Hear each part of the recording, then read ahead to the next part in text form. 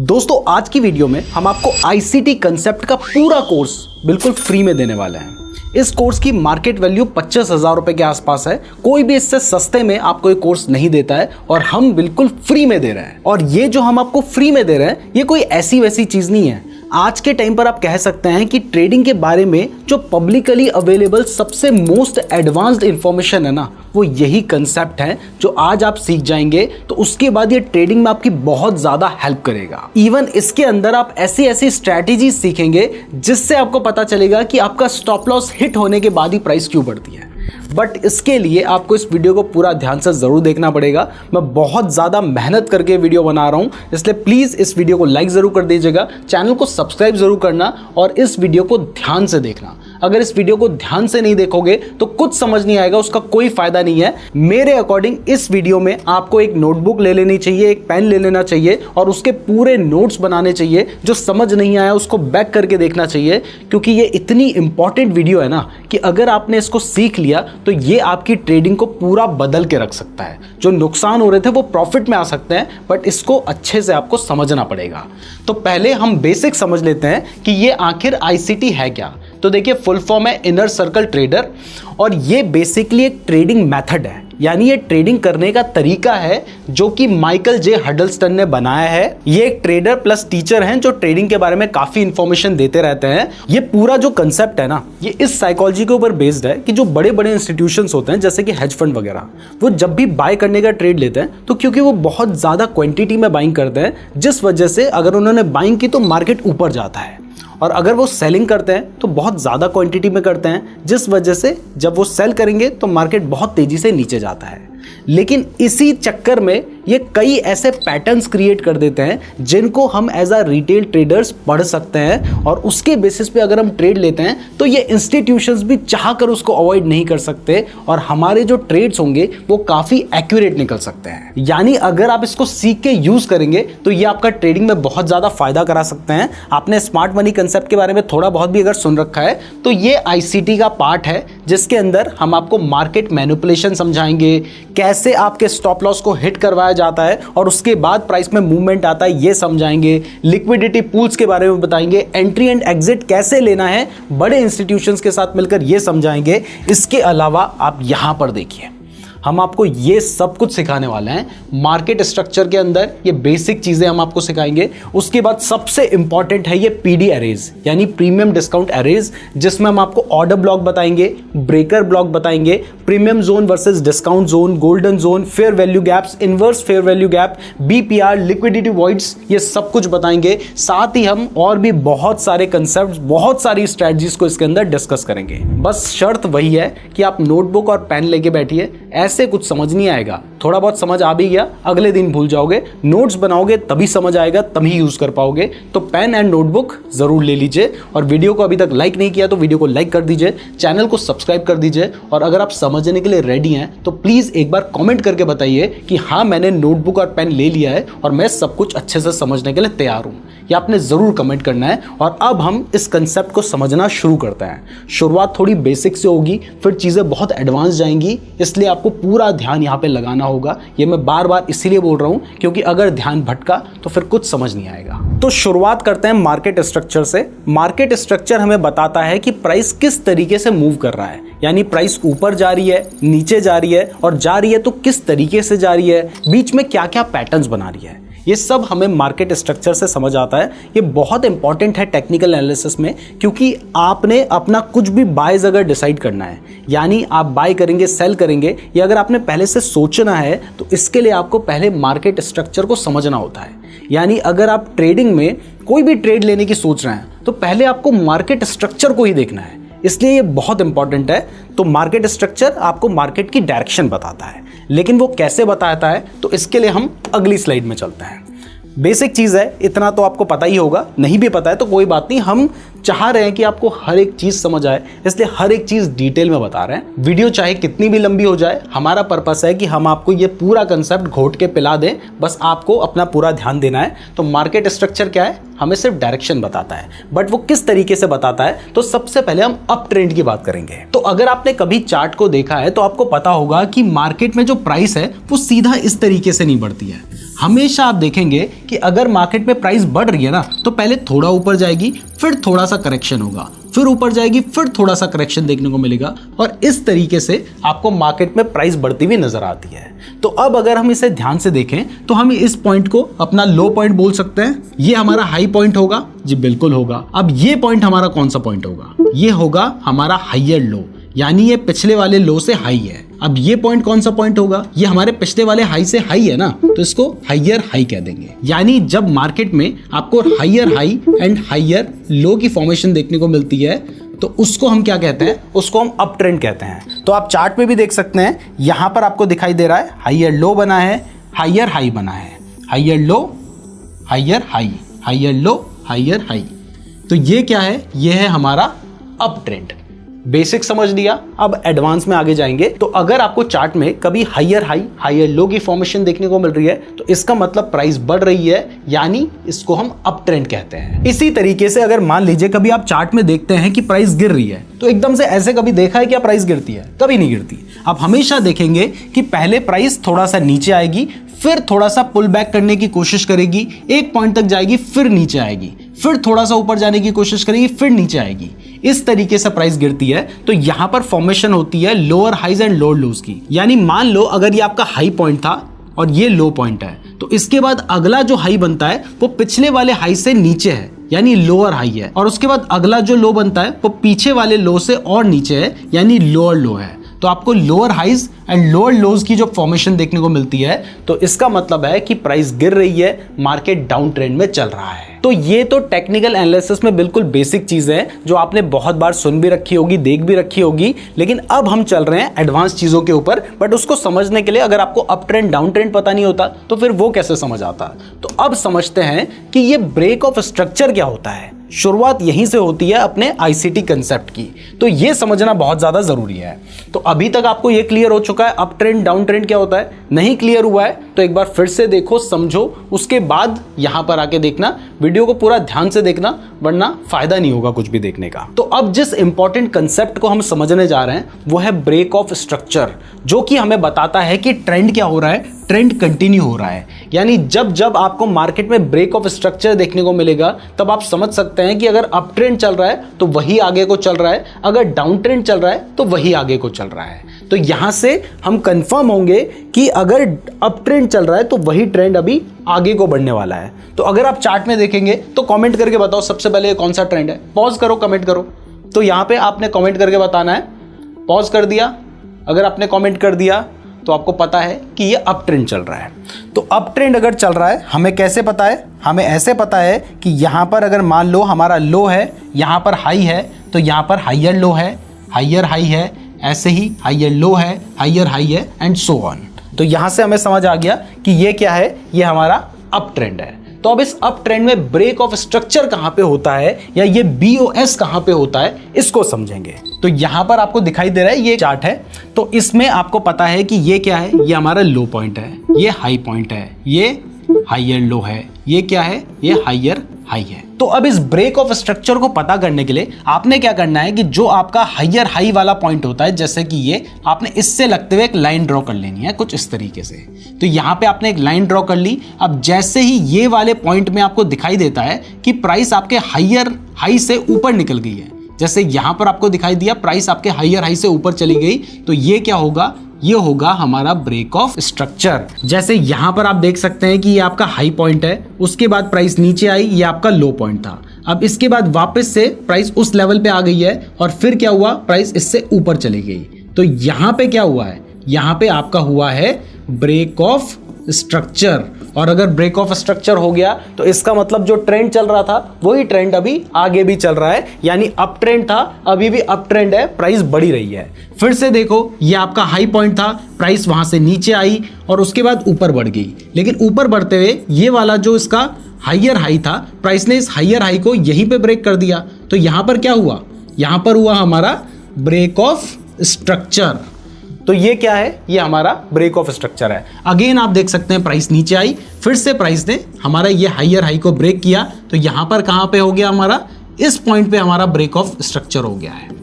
यहाँ पे एक चीज आपको क्लियर कर दूं कि ब्रेक ऑफ स्ट्रक्चर बीच में कहीं नहीं हुआ है, ये हमने सिर्फ मार्क कर रखा है। ब्रेक ऑफ स्ट्रक्चर इस कैंडल में होता है, उस कैंडल में जो कैंडल आपके हायर हाई के ऊपर क्लोजिंग दे देती है। तो इस कैंडल ने इस हायर हाई के ऊपर क्लोजिंग दे दी, तो इस कैंडल में हम कह सकते हैं कि हमारा ब्रेक ऑफ स्ट्रक्चर हो गया है, जो कि एग्जैक्टली इस पॉइंट में हुआ है। तो ब्रेक ऑफ स्ट्रक्चर क्या है? ब्रेक ऑफ स्ट्रक्चर हमें बता रहा है कि जो ट्रेंड बन रहा था वही ट्रेंड आगे कंटिन्यू हो रहा है, और कैसे बनता है वो आपको समझ आ गया होगा। अब इसी तरीके से अगर हम डाउन ट्रेंड में बात करें तो डाउन ट्रेंड में भी आप आराम से पता कर सकते हैं कि कहां पर हमारा ब्रेक ऑफ स्ट्रक्चर हो रहा है। जैसे डाउन ट्रेंड में आपको पता है कि मार्केट किस तरीके से चलता है, lower highs and lower lows की फॉर्मेशन हमें देखने को मिलती है। ये हमारा हाई है, ये हमारा लो है, ये हमारा लोअर हाई है, ये हमारा लोअर लो है। तो जब भी प्राइस इस लोअर लो को ब्रेक करती है, यानी लोअर लो से लगते हुए आपने एक लाइन ड्रॉ कर लेनी है, और प्राइस ने लोअर लो को इस पॉइंट पे ब्रेक कर दिया, तो यहां पर हमारा क्या हुआ? ब्रेक ऑफ स्ट्रक्चर हुआ। जैसे ये आप देख सकते हैं, ये हमारा लो पॉइंट है, प्राइस ने इस लो पॉइंट को यहां पे ब्रेक किया, तो यहां पर हमारा ब्रेक ऑफ स्ट्रक्चर हो गया। ऐसे ही प्राइस ने ये हमारे लो पॉइंट को इस जगह पर ब्रेक किया है, तो यहां पर क्या हुआ है? ये हमारा लो पॉइंट था, उसके बाद प्राइस ऊपर गई थी, फिर वापस से इस जगह पे प्राइस ने लोअर लो को ब्रेक कर दिया, तो यहां पे हमारा ब्रेक ऑफ स्ट्रक्चर हो गया है। तो अब ट्रेंड में ब्रेक ऑफ स्ट्रक्चर हमें क्या बता रहा था? कि प्राइस कंटिन्यू हो रही है, यानी आगे को बढ़ रही है। डाउन ट्रेंड में ब्रेक ऑफ स्ट्रक्चर हमें क्या बता रहा है? ये बता रहा है कि प्राइस गिर रही थी, आगे भी गिर ही रही है। तो ब्रेक ऑफ स्ट्रक्चर ने हमें ये तो बता दिया कि ट्रेंड कंटिन्यू हो रहा है, लेकिन ट्रेंड चेंज हो रहा है ये हमें कैसे पता चलेगा? यानी प्राइस अभी तक बढ़ रही थी, अब गिरने लगी है, तो कहां से गिरने लगी है ये हमें कैसे पता चलेगा? तो इसके लिए एक दूसरा कंसेप्ट यूज किया जाता है, जिसको हम कहते हैं CHOCH, यानी चेंज ऑफ कैरेक्टर। तो ये जो चेंज ऑफ कैरेक्टर है, ये एक तरह से आपको अर्ली वार्निंग दे देता है कि यहां से ट्रेंड चेंज हो चुका है। एग्जाम्पल के लिए देखिए, आपको पता है कि यहां पे क्या चल रहा है? यहां पे हमारा डाउन ट्रेंड चल रहा है। हमें कैसे पता है डाउन ट्रेंड चल रहा है? कि ये हमारा लो पॉइंट था, लोअर लो था, हमने लोअर लो से लगते हुए एक लाइन ड्रॉ की, और यहां पे हमने देखा कि हमारा ब्रेक ऑफ स्ट्रक्चर हो गया है और डाउन ट्रेंड चल ही रहा है, तो इसका मतलब डाउन ट्रेंड यहां तक कंटिन्यू हो रहा था। लेकिन इसके बाद देखिए कि यहां पर हमारा क्या था? यहां पर हमारा लोअर हाई था, यहां पर हमारा लोअर लो था। तो अब ये जो लोअर हाई वाला पॉइंट है, आपने इसको ध्यान में रखना है। तो आपने क्या किया? आपने इससे लगते हुए एक लाइन ड्रॉ कर रखी थी कुछ इस तरीके से, और उसके बाद क्या होता है कि प्राइस यहां पे कोई भी ब्रेक ऑफ स्ट्रक्चर नहीं देती, बल्कि प्राइस अपने लोअर हाई से ऊपर आ जाती है। यहां पर आप देखेंगे तो प्राइस ने अपने लोअर हाई के ऊपर क्लोजिंग दे दी है इस वाली कैंडल में।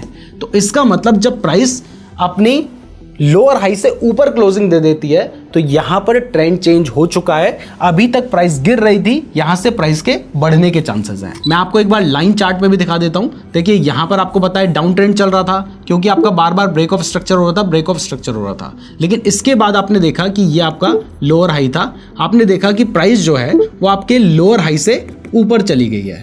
तो अगर प्राइस लोअर हाई से ऊपर चली गई है, तो ये क्या है? ये है आपका चेंज ऑफ कैरेक्टर, जिससे आपको पता चलता है कि ट्रेंड चेंज हो चुका है। तो अब अगर आपको पता है कि ट्रेंड चेंज हो चुका है, अभी तक प्राइस गिर रही थी, तो यहां पर आप बाय करने के बारे में सोच सकते हैं ना। आपको थोड़ा सा आइडिया मिल जाएगा कि अभी तक डाउन ट्रेंड चल रहा था, ब्रेक ऑफ स्ट्रक्चर हो रहा था, तो आपको आइडिया था कि अगर मैं ट्रेड लूंगा तो मैं सिर्फ शॉर्ट करने का ट्रेड लूंगा। लेकिन चेंज ऑफ कैरेक्टर हो गया, तो आपको पता है कि यहां से ट्रेंड चेंज हो चुका है, तो अब अगर मैं ट्रेड लेने की प्लानिंग करूंगा तो मैं सिर्फ बाय करने की प्लानिंग लूंगा। आपको अभी तक इतना क्लियर हो चुका होगा। अगर इतना क्लियर नहीं हुआ है तो प्लीज थोड़ा सा एक बार दोबारा से देख लो, दोबारा से समझ लो, उसके बाद आगे बढ़ना, क्योंकि जैसे जैसे हम आगे बढ़ते जाएंगे ये कंसेप्ट बहुत बेसिक हो जाएंगे, हम बहुत एडवांस चीजें सीखने वाले हैं। अब इसके बाद जो हमारा नेक्स्ट कंसेप्ट है वो है CISD, यानी change in state of delivery. बहुत इंपॉर्टेंट है, समझने के लिए थोड़ा ज़्यादा दिमाग लगाने की ज़रूरत पड़ेगी, इसलिए पूरा ध्यान से देखना। बाकी किसी चीज़ में डिस्ट्रैक्ट मत होना, अगर बीच में डिस्ट्रैक्ट होते हो तो फिर यहीं से दोबारा शुरू करना, तब ये समझ आएगा। तो CISD को समझने के लिए आपको यहाँ पर ये एक इमेज दिखाई दे रही है। अब आपको पता है कि ये क्या है? ये आपका हाई है, ये क्या है? लो है, ये क्या है? लोअर हाई है, ये क्या है? लोअर लो है। यानी यहाँ तक क्या चल रहा था? यहाँ तक डाउन ट्रेंड चल रहा था। अब क्या आपको समझ आ रहा है कि यहाँ पर ब्रेक ऑफ स्ट्रक्चर कहाँ पे है? अगर समझ आ रहा है तो कमेंट करके बताइए। समझ नहीं आ रहा है तो मैं आपको बता दूं कि ये आपका जो लो है, जैसे लोअर लो कह सकते हैं, इससे लगते हुए जैसे ही प्राइस इस लेवल के नीचे आई होगी तो यहाँ पर हमारा क्या हुआ? यहाँ पर हमारा ब्रेक ऑफ स्ट्रक्चर हुआ। अब अगर मैं आपसे पूछूं कि हमारा चेंज ऑफ कैरेक्टर कहाँ पे हुआ है, तो क्या आप बता सकते हो? नहीं बता सकते हो तो पीछे थोड़ा सा वीडियो को एक बार रिवाइंड करो, दोबारा समझो, क्योंकि आपको पता चल जाना चाहिए था कि चेंज ऑफ कैरेक्टर देखने के लिए आपने यहाँ से लोअर हाई से लगते हुए एक लाइन ड्रॉ करनी है, और जैसे ही आपके लोअर हाई को कोई कैंडल यहाँ पे ब्रेक कर देती तो यहाँ पर आपका हो जाता CHOCH यानी चेंज ऑफ कैरेक्टर। तो दोनों कंसेप्ट अगर आपको कोई कंफ्यूजन रहा होगा तो यहाँ पर फिर से क्लियर हो गए हैं। अब जैसे ही चेंज ऑफ कैरेक्टर हो गया, इसका मतलब क्या हुआ है, अभी तक डाउन ट्रेंड चल रहा था, यहां से क्या शुरू हो गया है, यहां से अप ट्रेंड शुरू हो गया है। अब जब अप ट्रेंड शुरू हो गया है तो ये क्या है, ये आपका हाई है, ये क्या है, लो है, तो ये क्या है, ये हायर हाई है। तो अब अगर मैं आपसे पूछूं कि यहां पर ब्रेक ऑफ स्ट्रक्चर कहां पे हुआ है, तो इसके लिए आप इस तरीके से लाइन ड्रॉ करेंगे, आप कहेंगे जी यहां पे हो गया ब्रेक ऑफ स्ट्रक्चर। तो बड़ी सिंपल सी चीज है। तो अब CISD को समझने के लिए मैं ये सब कुछ क्लीन कर देता हूं। तो यहां पर देखिए, आपको दिखाई देगा कि ये एक लो स्विंग था, यानी वो पॉइंट था जहां से जाने के बाद प्राइस वापस से ऊपर चली गई थी, यानी इसको हम कह सकते हैं कि यहां से हमारा जो ट्रेंड था वो रिवर्स हो गया था इस पॉइंट से। तो ये जो लेवल होगा ये हमारे लिए बहुत ही इंपॉर्टेंट लेवल होगा, इसलिए आपने क्या करना है, आपने इस लेवल से लगते हुए लाइन ड्रॉ कर लेनी है। हमेशा जब भी किसी पॉइंट से मान लीजिए प्राइस ऊपर बढ़ने लगती है तो ये क्या होता है, ये हमारा सपोर्ट होता है। तो बहुत इंपॉर्टेंट लेवल है, इसलिए हमने इससे लगते हुए एक लाइन ड्रॉ कर दी। तो अब जब दोबारा से प्राइस हमारे इस लेवल के पास आएगी ना, तो यहां से प्राइस के बढ़ने के चांसेस होते हैं, यानी प्राइस इस लेवल के पास आई, यहां से प्राइस वापस ऊपर जा सकती है। बट होता क्या है कि आपके साथ भी ऐसा हुआ होगा, आपने सोचा होगा कि प्राइस सपोर्ट के पास आई, अब तो प्राइस यहां से ऊपर जाएगी, लेकिन इसकी जगह पे हुआ ये कि प्राइस पहले थोड़ा सा नीचे जाती है। अगर आपने यहां पे बाय किया होगा तो आपका पहले स्टॉप लॉस हिट होता है, उसके बाद प्राइस बढ़ती है। अगर आपके साथ ऐसा हुआ तो कमेंट करके बताना। तो आपको पता है कि यहां पर आपने सोचा था कि भैया यहां पे तो मेरा सपोर्ट है, और जैसे ही प्राइस इस लेवल पे आएगी बढ़ जाएगी, आपने यहां पे बाय कर लिया, थोड़ा नीचे स्टॉप लॉस रख लिया, आपका स्टॉप लॉस हिट हो गया। लेकिन यहीं पर आपका लिक्विडिटी स्वीप किया जाता है। ये कंसेप्ट हम आगे डिटेल में समझेंगे, लेकिन मैं आपको बता दूं कि बहुत बार ऐसा होता है कि प्राइस पहले थोड़ा सा नीचे जाती है, लोगों के स्टॉप लॉस हिट होते हैं और उसके बाद प्राइस बढ़ जाती है। तो अगर आपको दिखाई दे रहा है कि ये एक इंपॉर्टेंट सपोर्ट लेवल है और प्राइस वहां पर जाने के बाद थोड़ा सा इस तरीके से नीचे आई, यानी लिक्विडिटी को स्वीप किया और उसके बाद प्राइस वापस से ऊपर बढ़ने लग गई, जैसा कि इस केस में हम आपको दिखा रहे हैं। तो ऐसे केस में जो आपकी पहली रेड कैंडल रही होगी, यानी यहां तक पे तो ग्रीन कैंडल है, इसके बाद ये पहली रेड कैंडल जो रही होगी, इससे लगते हुए आप एक लाइन ड्रॉ कर सकते हैं और ये होगा आपका CISD लेवल। अब मुझे पता है कि यहां पर आपको थोड़े बहुत कंफ्यूजन हो रहे होंगे, इसलिए मैं फिर से क्लियर कर देता हूं। देखिए, आपने देखना है, सबसे पहले आगे का छोड़ दो, यहां पे देखो कि प्राइस इस लेवल के पास ऊपर उठी है, तो आपने ये सपोर्ट लेवल तो आप हमेशा से मार्क करते हो, तो आपने वो सपोर्ट लेवल मार्क कर रखा है। तो अब जब दोबारा से प्राइस आपके सपोर्ट लेवल के पास आती है और उसके बाद अगर ऊपर बढ़ जाती है, यानी यहां से आके अगर नीचे आ गई फिर तो बात ही खत्म हो गई, लेकिन अगर यहां से ऊपर बढ़ जाती है तो ऊपर बढ़ी होगी तो ऑब्वियस सी बात है यहां पे ग्रीन कलर की कैंडल बनी होगी, यहां भी ग्रीन कलर की कैंडल बनी होगी, तभी प्राइस ऊपर गई है। तो इस केस में जब प्राइस आपके इस इंपॉर्टेंट लेवल के पास आई थी तो जो आपको सबसे पहली रेड कलर की कैंडल दिखाई दी थी, ये आपका CISD लेवल होता है। यानी अगर मान लीजिए ये रेड की जगह पर अगर ग्रीन कलर की कैंडल होती ये वाली, तो फिर आपका CISD लेवल ये वाला होता। अगर मान लीजिए ये दोनों ही आपकी ग्रीन कलर की कैंडल होती तो फिर आपका CISD लेवल ये वाला होता। लेकिन फिलहाल आपको दिखाई दे रहा है कि जब प्राइस इस लेवल के पास आने के बाद ऊपर उठी थी तो जो सबसे पहली रेड कलर की कैंडल थी, क्योंकि ये वाली ग्रीन है तो इसके बाद वाली जो रेड कलर की कैंडल थी वो ये थी, तो इसका ओपन यहां से हुआ था, तो आपने इससे लगते हुए इस तरीके से एक लाइन ड्रॉ कर देनी है और ये क्या होगा, ये होगा आपका CISD लेवल। तो अगर मान लीजिए CISD लेवल आपको मिल जाता है और उसके बाद कोई भी कैंडल इस CISD लेवल के ऊपर क्लोजिंग दे देती है, यानी यहां पर मान लो एक कैंडल बनती है जो इस CISD लेवल के ऊपर जाकर क्लोज हो जाती है, तो यहां पर आप क्या करेंगे, आप इस CISD लेवल के पास, यानी जैसे ही किसी कैंडल ने क्लोजिंग दे दी तो आप यहां पर या इसके आसपास अपनी बाइंग कर लेंगे। आपका जो स्टॉप लॉस होगा वो ये जो आपका लेवल था स्ट्रॉन्ग लेवल, इससे थोड़ा सा नीचे, यानी यहां पर कहीं पर आपका स्टॉप लॉस होगा और टारगेट के लिए आपको जो स्विंग हाई नजर आ रहा है आप वहां तक का टारगेट लेकर चल सकते हैं। इस केस में स्विंग हाई आपको यहां पर दिखाई दे रहा है, तो आपका जो टारगेट होगा वो यहां पर होगा। तो यहां पर आपको अपनी पहली स्ट्रेटजी मिल चुकी है जो कि CISD के ऊपर बेस्ड है। अब यहां पर चार्ट पे देख लीजिए, मान लीजिए ये आपका एक इंपॉर्टेंट स्ट्रॉन्ग लेवल था कुछ ये वाला, और प्राइस क्या करती है, प्राइस इस लेवल के पास आने के बाद वापस ऊपर बढ़ जाती है। आपने देखा यहाँ पे ग्रीन कलर की कैंडल बनी है, तो जो लास्ट रेड कैंडल थी, ये वाली तो ग्रीन थी, ये वाली लास्ट रेड कैंडल थी, आपने इससे रखते हुए एक लाइन ड्रॉ कर देनी है। ये क्या है, ये आपका CISD लेवल है। अब जैसे ही CISD लेवल को प्राइस ब्रेक कर देती है तो आप क्या करेंगे, आप यहां पर बाय करने की पोजीशन ले लेंगे। आपका स्टॉप लॉस कहां पे होगा, करीब करीब यहां पे होगा। और रही बात टारगेट की, तो आप स्विंग हाई टारगेट लेकर चल सकते हैं। तो आपने यहां पर बाय किया होता, प्राइस थोड़ा सा नीचे आई थी लेकिन आपके स्टॉप लॉस के पास नहीं गई, और उसके बाद यहां पर कहीं पे आपका जो टारगेट होता वो आराम से अचीव हो जाता। तो अभी तो हमने आपको बुलिश ट्रेड का एग्जांपल समझाया था, अब बेयरिश ट्रेड का भी एक एग्जांपल समझ लेते हैं। तो देखिए, पहले आपको दिखाई दे रहा है कि यहां पे मार्केट अप ट्रेंड में चल रहा था, ये आपका लो था, ये हाई था, हाइयर लो था, हाइयर हाई था। अगर हाइयर हाई हाइयर लोज बन रहे हैं तो मार्केट अप ट्रेंड में चल रहा है। यहां पर आपको ब्रेक ऑफ स्ट्रक्चर भी देखने को मिल रहा है, लेकिन उसके बाद क्या होता है, आपका हाइयर लो यहां पे ब्रेक हो जाता है। तो जब हाइयर लो ब्रेक हुआ तो इसका मतलब क्या है, यहां पे आपका CHOCH यानी चेंज ऑफ कैरेक्टर हो चुका है। और चेंज ऑफ कैरेक्टर हो गया, इसका मतलब यहां पे क्या हो गया, यहां से डाउन ट्रेंड शुरू हो गया है। और उसके बाद आप देख सकते हैं कि प्राइस जो है उसने अपना लो बनाया, फिर लोअर हाई बनाया, फिर लोअर लो बनाया, मतलब डाउन ट्रेंड शुरू हो गया। तो इस डाउन ट्रेंड में आपका जो सबसे ऊपर का लेवल था, जो स्ट्रॉन्ग लेवल था, वो ये वाला लेवल है। तो आपने इससे लगते हुए एक लाइन ड्रॉ करके रखी हुई थी, तो ये आपका इंपॉर्टेंट लेवल था। अब अगर मान लीजिए कि प्राइस इस लेवल के पास जाती है और वहां से नीचे गिरने लग जाती है कुछ इस तरीके से, तो इस केस में क्या होगा कि जो आपकी पहली ग्रीन कलर की कैंडल बनी थी उसकी जो ओपन प्राइस होगी वो होगा आपका CISD।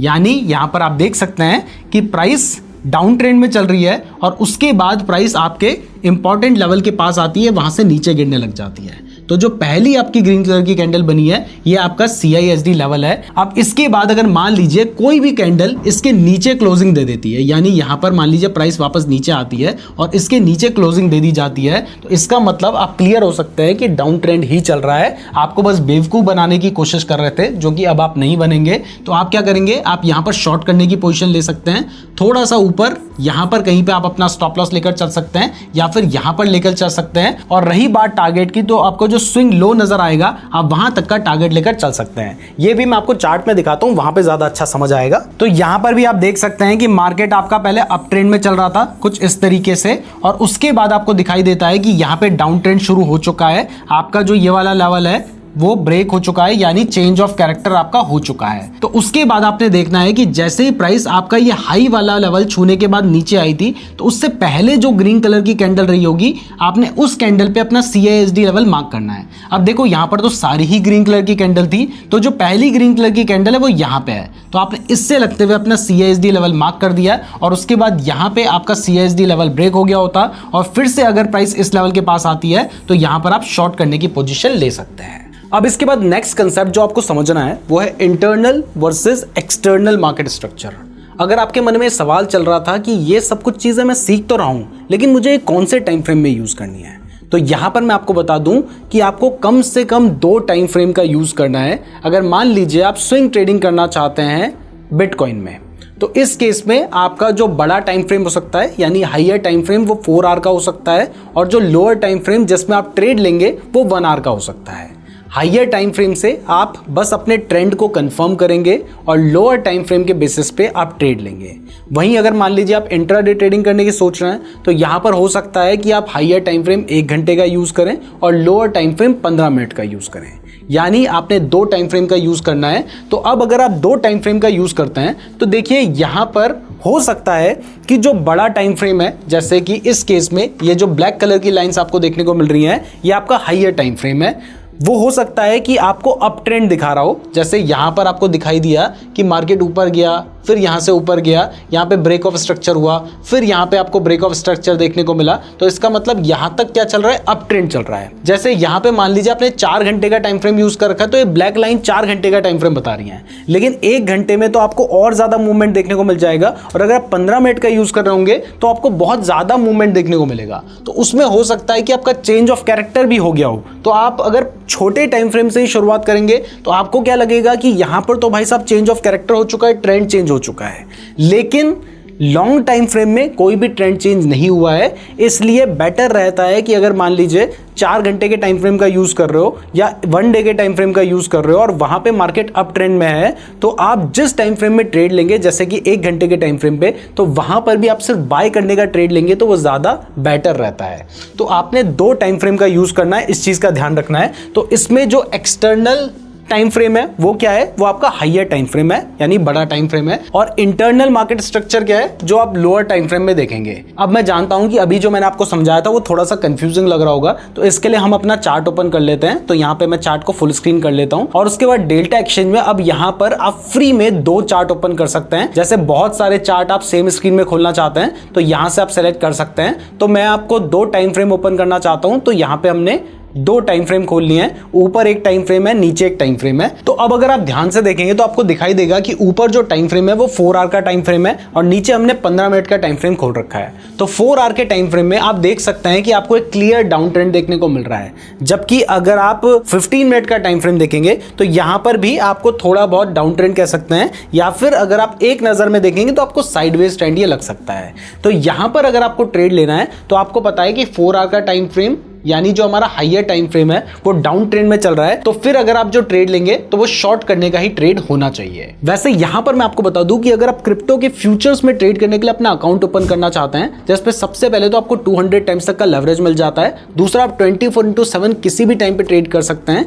तो इसके लिए मैंने आपको डेल्टा एक्सचेंज का लिंक डिस्क्रिप्शन पे दे रखा है। अगर आप हमारे लिंक का यूज करके अपना अकाउंट ओपन करते हैं तो आपकी जो ट्रेडिंग फीस होगी उसमें आपको डिस्काउंट भी मिलेगा, और साथ ही नीचे मैंने आपको एक गूगल फॉर्म का लिंक दे रखा है। उस फॉर्म को फिल करके आप हमारे आगे आने वाले गिवअवेज के लिए एलिजिबल हो सकते हैं। तो फॉर्म को जरूर फिल कर लीजिएगा और हमारे लिंक से ही अपना अकाउंट ओपन कीजिएगा। तो अभी तक हमने आपको मार्केट स्ट्रक्चर का ये जो पूरा कंसेप्ट था ये क्लियर कर दिया है। तो अब आप सबसे इंपॉर्टेंट चीज सीखने जा रहे हैं, जो कि है पीडी एरेज यानी प्रीमियम डिस्काउंट एरेज, जिसके अंदर ये सारे कंसेप्ट्स आते हैं और ये खुद जो कंसेप्ट है ये एक स्ट्रैटेजी है। तो इनको बहुत ध्यान से देखिएगा। वीडियो पसंद आ रही है तो वीडियो को लाइक और चैनल को सब्सक्राइब जरूर कर दीजिएगा। और अब हम शुरुआत करते हैं अपनी ऑर्डर ब्लॉक से। तो ऑर्डर ब्लॉक को समझने से पहले मैं आपको थोड़ा सा ऑर्डर ब्लॉक के पीछे की साइकोलॉजी को समझाता हूं, तब आपको समझ आएगा कि ये इतना इंपॉर्टेंट क्यों है। तो देखो, जो बड़े बड़े इंस्टीट्यूशंस हैं जो 1000-2000 करोड़ की बाइंग करते हैं, तो वो ऐसा नहीं है कि एक प्राइस पे ही बाय करेंगे। वो एक जोन होता है, एक लेवल होता है जिस पे अपने पूरे ऑर्डर्स लगा के रखते हैं, और वो कोई मैनुअल ऑर्डर नहीं लगा के रखते, उनके ऑर्डर्स ऑटोमेटिकली लगे हुए होते हैं।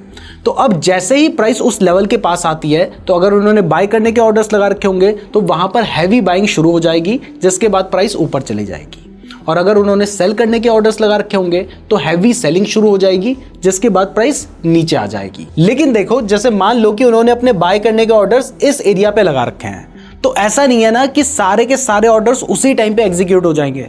इतने सेलर्स भी तो अवेलेबल होने चाहिए। तो सारे ऑर्डर्स एग्जीक्यूट नहीं हो पाते हैं, बहुत सारे ऑर्डर्स उनके पेंडिंग पड़े हुए रहते हैं। तो इसके बाद अगर मान लीजिए दोबारा से प्राइस यहां पे आ जाएगी, तो फिर क्या होगा, फिर से उनके बाय होने वाले ऑर्डर्स लग जाएंगे और उसके बाद प्राइस यहां से ऊपर जा सकती है। तो हम अगर इस ऑर्डर ब्लॉक एरिया को पता कर लें, तो अगर प्राइस दोबारा से यहां आएगी तो हमें पता है उनके पेंडिंग ऑर्डर्स लगेंगे और प्राइस ऊपर चली जाएगी, तो हम यहां पर बाय कर सकते हैं। और हमारे बाय करने के बाद आपको एक इंस्टेंट मूव देखने को मिल सकता है, जिससे हम प्रॉफिट कमा सकते हैं। तो अब ये ऑर्डर ब्लॉक पहचानना कैसा है ये समझते हैं। तो सबसे पहले बुलिश ऑर्डर ब्लॉक का एग्जांपल देख लेते हैं। बहुत सिंपल सी चीज है। देखो, मान लो आपको दिखाई देता है कि मार्केट पहले डाउन ट्रेंड में चल रहा है, जैसा कि यहां पर हो रहा था, तो उसके बाद कोई ना कोई ऐसा पॉइंट जरूर आया होगा जिसके बाद से मार्केट ने इंपल्सिव मूव ऊपर की तरफ लिया है। जैसे यहां पर अगर आप देखेंगे तो ये वाली जो आपको ग्रीन कलर की कैंडल दिखाई दे रही है, इस कैंडल के बाद हमें एक इंपल्सिव मूव देखने को मिला और उसके बाद मार्केट हमारा बुलिश हो गया था। तो हम क्या करेंगे कि जैसे ही हमें दिखाई देता है कि यहां पे हमारा मार्केट बुलिश हो चुका है, तो इससे पहले वाली जो हमारी लास्ट रेड कैंडल होगी, हम उस कैंडल को as a order block mark कर सकते हैं। और ऑर्डर ब्लॉक मार्क करने के लिए आपको यहां पर एक रेक्टेंगल वाला ऑप्शन नजर आ रहा है, आपने इस ऑप्शन को सेलेक्ट कर लेना है। और उसके बाद ये वाली ग्रीन कलर की कैंडल थी ना, जिसके बाद से हमें एक मूव देखने को मिला था, तो इससे पहले वाली जो रेड कलर की कैंडल है, इसकी बॉडी के हाई एंड लो से लगते हुए हम यहाँ पर इस तरीके से अपना एक ऑर्डर ब्लॉक मार्क कर सकते हैं। तो ये क्या हो गया, ये हो गया हमारा ऑर्डर ब्लॉक। और इसके बाद जैसे ही प्राइस इस लेवल के पास आती है तो वहां से प्राइस के बढ़ने के चांसेस होते हैं। और अगर आप ध्यान से यहाँ पर अभी देखेंगे तो आपको दिखाई देगा कि हमने यहाँ पर अपना ऑर्डर ब्लॉक मार्क कर दिया था और उसके बाद आप देखोगे तो यहाँ पर ये जो ग्रीन कलर की पतली सी कैंडल है, इसमें प्राइस इस लेवल के पास आई थी और उसके बाद सीधा प्राइस ऊपर चली गई थी। अब ये जो ऑर्डर ब्लॉक है ये आपको चार्ट में बहुत बार देखने को मिलेंगे। जैसे देखो यहां से इंपल्सिव मूव आया था, फिर प्राइस नीचे गिरी थी, तो उसके बाद ये जो लास्ट हमारी रेड कैंडल है हम इसको भी as a order block mark कर सकते हैं। फिर प्राइस ऊपर गई, फिर ये वाली जो कैंडल है इसको भी हम as a order block mark कर सकते हैं। लेकिन हर ऑर्डर ब्लॉक में ऐसा नहीं है कि आपको एंट्री मिल जाएगी, बट जिस ऑर्डर ब्लॉक में एंट्री मिलती है वही आपके लिए इंपॉर्टेंट है। जैसे यहां पर मैं आपको एक एग्जांपल दिखाता हूं। आपको दिखाई दे रहा है मार्केट डाउन ट्रेंड में चल रहा था, हमें दिखाई दिया कि यहां से एक सडन मूव आ गया, तो हमने क्या किया, जो लास्ट वाली कैंडल है इसकी बॉडी को हमने as a order block mark कर दिया है कुछ इस तरीके से। अब इसके बाद जैसे ही प्राइस इस लेवल के पास आती है तो यहां से प्राइस के बढ़ने के चांसेस होते हैं। आप देख सकते हैं कि हमने ऑर्डर ब्लॉक मार्क किया था, प्राइस ऊपर चली गई होगी और उसके बाद आप देख सकते हैं कि प्राइस इस लेवल के पास आई है और जैसे ही प्राइस इस लेवल के पास आई उसके बाद सडन मूव आया था। तो यहां पर आप क्या कर सकते थे, आप यहां पर कहीं पे बाय करने की पोजीशन ले सकते थे। आपका जो स्टॉप लॉस होता वो करीब करीब यहां पर होता। और रही बात टारगेट की, तो आपको जो फर्स्ट हाई नजर आ रहा है ये आपका पहला टारगेट हो सकता था, फिर ये आपका सेकंड टारगेट हो सकता था और ये आपका थर्ड टारगेट हो सकता था। और इवन अगर आप इस केस में देखेंगे तो आपका थर्ड टारगेट भी आराम से यहां पर जाके ये आपका थर्ड टारगेट होता, जो कि करीब करीब यहां पे जाके आपका आराम से अचीव हो जाता। अब इस तरीके से अगर बेरिश ऑर्डर ब्लॉक की बात करें तो यहां पर आपको दिखाई दे रहा है मार्केट अप ट्रेंड में चल रहा था और यहां से आपको एक इंपल्सिव मूव देखने को मिला है। आपको पीछे भी देखने को मिला होगा, वो भी एक ऑर्डर ब्लॉक रहा होगा। मैं आपको आगे का एग्जांपल दिखा रहा हूं, वो भी एक एग्जांपल है। तो यहां पर आपको दिखाई दिया कि यहां से एक इंपल्सिव आपको मूव देखने को मिला नीचे की तरफ। तो आप क्या करेंगे, जो लास्ट ग्रीन कैंडल होगी आप उसको as a order block mark कर सकते हैं। तो इस केस में ये वाली जो कैंडल है वो आपकी लास्ट ग्रीन कैंडल थी जिसको आप as a order block mark कर देते। तो यहां पे आपने अपना बेयरिश ऑर्डर ब्लॉक मार्क कर दिया होता। उसके बाद जैसे ही प्राइस इस लेवल के पास आती, यहां से प्राइस के गिरने के चांसेस होते। अगर आपको यहां पे अपना ट्रेड लेना था तो आप क्या करते, आप इस ऑर्डर ब्लॉक के आप यहां पर कहीं पे अपना शॉर्ट करने का ट्रेड ले सकते थे। आपका जो स्टॉप लॉस होता वो थोड़ा सा ऊपर होता। और रही बात टारगेट की, तो आपको जो स्विंग लो नजर आ रहा है आप वहां तक का टारगेट लेकर चल सकते हैं। आपको यहां पे दिखाई दे रहा है ये आपका टारगेट करीब करीब यहां पे अचीव हो जाता, जो कि 1:10 का टारगेट था। तो ऑर्डर ब्लॉक सिंपल चीज थी, आपको क्लियर हो गई होगी। अब चलते हैं आगे और समझते हैं ब्रेकर ब्लॉक के बारे में। तो ब्रेकर ब्लॉक कुछ नहीं है, वो ऑर्डर ब्लॉक ही है, लेकिन जब एक ऑर्डर ब्लॉक फेल हो जाता है तब वो ब्रेकर ब्लॉक बनता है। जैसे मान लीजिए कि यहां पर आपका एक ऑर्डर ब्लॉक बन रखा था, तो ऑर्डर ब्लॉक बनने का मतलब यह है कि दोबारा से प्राइस जब इस लेवल के पास आती वहां से वो नीचे गिर जानी चाहिए थी, लेकिन हर बार तो ऐसा नहीं होगा। तो अगर प्राइस मान लीजिए आपके ऑर्डर ब्लॉक से ऊपर चली जाती है तो ये जो आपका लेवल होगा ये फिर ब्रेकर ब्लॉक बन जाएगा। यानी अब प्राइस अगर दोबारा से इस लेवल के पास आती है तो फिर यहां से प्राइस के बढ़ने के चांसेस होंगे। ये बुलिश केस है। इसी तरीके से अगर बेरिश ब्रेकर ब्लॉक की बात करें तो मान लीजिए यहां पर आपका एक ऑर्डर ब्लॉक बन रखा था, तो इसके बाद जैसे ही प्राइस इस लेवल के पास आई थी यहां से प्राइस को बढ़ जाना चाहिए था। लेकिन अगर मान लीजिए कि प्राइस यहां से नहीं बढ़ती है और उसके बाद भी नीचे आ जाती है, तो अब इस केस में ये एक ऑर्डर ब्लॉक नहीं रहेगा बल्कि ये एक ब्रेकर ब्लॉक बन जाएगा। तो अब अगर प्राइस वापस से इस लेवल के पास आती है तो यहां से प्राइस के गिरने के चांसेस होंगे, मतलब ये उल्टे तरीके से काम करेगा। मैं आपको चार्ट में भी इसका एग्जांपल दिखा देता हूं। जैसे यहां पर आप देख सकते हैं कि ये एक ऑर्डर ब्लॉक था जिसके बाद हमें एक बड़ा मूवमेंट देखने को मिला था। तो ये जो लास्ट रेड कैंडल रही होगी ये हमारा ऑर्डर ब्लॉक रहा होगा, लेकिन उसके बाद प्राइस इस लेवल के पास आई तो यहां से बढ़ जानी चाहिए थी, लेकिन ऐसा नहीं होता है किसी भी रीजन की वजह से, और प्राइस इस ऑर्डर ब्लॉक के नीचे निकल कर आ जाती है। तो अब जैसे ही प्राइस इसके नीचे क्लोजिंग दे देगी तो ये बन जाएगा हमारा ब्रेकर ब्लॉक। और अब अगर प्राइस वापस से इस लेवल के पास आती है तो यहां से प्राइस के गिरने के चांसेस होंगे। तो हम क्या कर सकते हैं, हम यहां पर शॉर्ट करने की पोजीशन ले सकते हैं। थोड़ा सा ऊपर हमारा स्टॉप लॉस होगा और टारगेट के लिए जो हमारा स्विंग लो है हम वहां तक का टारगेट लेकर चल सकते हैं। अब अगर बुलिश ब्रेकर ब्लॉक की बात करें तो यहां पर आप देख सकते हैं कि एक ऑर्डर ब्लॉक बना था, उसके बाद प्राइस बहुत तेजी से नीचे गिरी थी। तो अब अगर प्राइस इस लेवल के पास आई तो यहां से नीचे आनी चाहिए थी, लेकिन ऐसा नहीं हुआ। तो हो सकता था कि आपने शॉर्ट करने की पोजीशन ले ली होती, छोटा मोटा स्टॉप लॉस आपका हिट होता, लेकिन प्राइस इसके ऊपर चली गई। तो अब ये ब्रेकर ब्लॉक बन चुका है और जैसे ही प्राइस इसके पास वापस आती है तो यहां से प्राइस के बढ़ने के चांसेस होते हैं। और आप देख सकते हैं कि यहां पर प्राइस वापस से इस लेवल के पास आई थी, तो यहां पर आप बाय करने की पोजीशन ले लेते, क्योंकि पहले ये एक शॉर्ट करने वाला ऑर्डर ब्लॉक था, लेकिन अब ये एक बुलिश ब्रेकर ब्लॉक बन जाता और उसके बाद प्राइस के बढ़ने के चांसेस होते, जैसा कि आप यहां पर देख सकते हैं। तो इस तरीके से ब्रेकर ब्लॉक काम करता है। तो अब इसके बाद जो नेक्स्ट कंसेप्ट है वो है फेयर वैल्यू गैप। बहुत ही इंपॉर्टेंट कंसेप्ट है, ऑलरेडी हम इसके ऊपर सेपरेट वीडियोस भी बना चुके हैं, इसके बेसिस पे स्ट्रेटजी भी बना चुके हैं और बहुत अच्छे से काम करता है। तो अगर आपको ये नहीं पता है तो उसको बहुत ध्यान से देखिएगा। तो सबसे पहले बुलिश एफवीजी की बात करते हैं। तो देखो, अगर आपको चार्ट में कोई एक नॉर्मल से बड़ी ग्रीन कलर की कैंडल दिखाई देती है तो ये कैंडल तभी बनेगी जब किसी ने बहुत ज्यादा बड़ी बाइंग वहां पे की होगी, और वो कौन करेंगे? वो बड़े बड़े इंस्टीट्यूशन करेंगे। तो इस जगह पर भी सेम चीज होगी कि उनके सारे ऑर्डर्स एग्जीक्यूट नहीं हुए होंगे, तो अगर दोबारा से प्राइस इस लेवल के पास आती है तो वहां पे ऑर्डर एग्जीक्यूट होंगे और फिर प्राइस तेजी से बढ़ सकती है। तो हमने क्या करना है, जैसे एक बड़ी ग्रीन कलर की कैंडल यहां पे बन गई है तो हमने उसके बाद वाली कैंडल को क्लोज होने देना है। तो जैसे ये वाली कैंडल मान लीजिए क्लोज हो जाती है तो हमने क्या करना है, उसके बाद जो इससे पहले वाली कैंडल थी, जैसे मान लो ये एक बड़ी ग्रीन कलर की कैंडल है, तो हमने इससे पहले वाली जो कैंडल है उसके हाई से लगते हुए, यानी इससे लगते हुए, और इसके बाद वाली जब कैंडल क्लोज हो जाती है, इस चीज का जरूर ध्यान रखिए, तो उसके लो से लगते हुए, यानी इस तरीके से एक अपना रेक्टेंगल ड्रॉ कर लेना है। तो हमने क्या करना है, यहां से और यहां तक इस तरीके से हम अपना एक रेक्टेंगल ड्रॉ कर लेंगे और ये क्या होगा, ये होगा हमारा फेयर वैल्यू गैप। और इसका मतलब यह है कि अगर प्राइस वापस से इस लेवल के पास आती है तो यहां पर इंस्टीट्यूशंस के पेंडिंग ऑर्डर्स पड़े हुए होंगे और प्राइस वापस से बढ़ने के चांसेस होंगे। तो यहां पर हम बाय करने की पोजीशन ले सकते हैं। सिमिलरली अगर हम शॉर्ट करने के हिसाब से देखें तो अगर आपको दिखाई देता है कि कोई बड़ी रेड कलर की कैंडल बनी है डाउन ट्रेंड में, क्यों बनी होगी? क्योंकि बड़े इंस्टीट्यूशंस ने सेलिंग की होगी। तो इस केस में आपने क्या करना है, आपने उसके बाद वाली कैंडल को क्लोज होने का वेट करना है। मान लो ये कैंडल आपकी क्लोज हो गई है,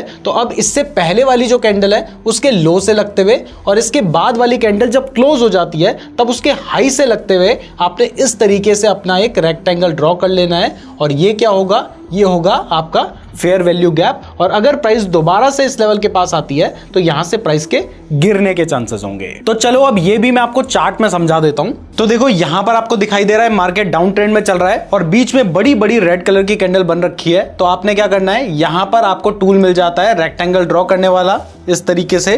तो आपने इस टूल को सेलेक्ट कर लेना है। ये वाली रेड कलर की कैंडल को हम कंसीडर करें अगर, तो फिर जो इससे पहले वाली, यानी ये जो छोटी वाली रेड कलर की कैंडल है, इसके लो से लगते हुए और इसके बाद वाली जो रेड कलर की कैंडल है इसके हाई से लगते हुए हमने इस तरीके से अपना रेक्टेंगल ड्रॉ कर लेना है। अब रेक्टेंगल ड्रॉ हो चुका है, इसको जितना चाहे उतना आप एक्सटेंड कर लीजिए।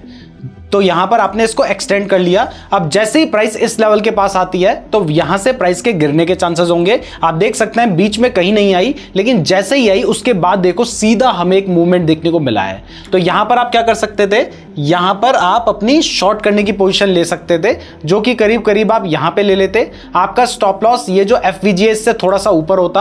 और रही बात टारगेट की, तो हम थोड़ा सा चार्ट को देखते हैं तो आप यहां तक का टारगेट आराम से लेकर चल सकते थे, जो कि आपको स्विंग लो नजर आ रहा है। स्विंग लो और नीचे है, लेकिन यहां पर भी आपको एक पॉइंट नजर आ रहा है। तो आप यहां तक का टारगेट लेकर चलते करीब करीब इस तरीके का।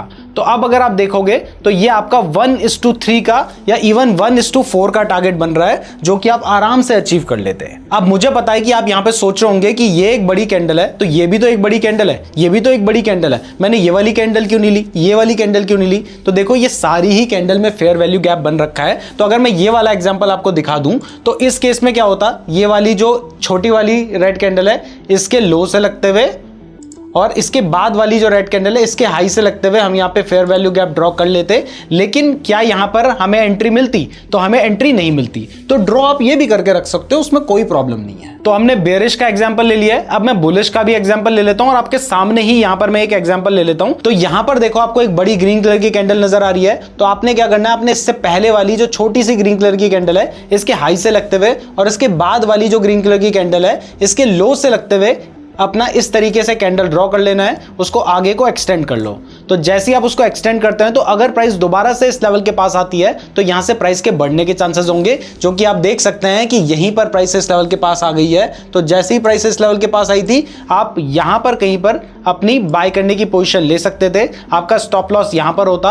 और रही बात टारगेट की, तो टारगेट के लिए आपको जो स्विंग हाई नजर आता है आप वहां तक का टारगेट लेकर चल सकते हैं। यानी इस केस में आपका जो टारगेट होता वो करीब करीब यहां यहां तक का आराम से हो ही सकता था।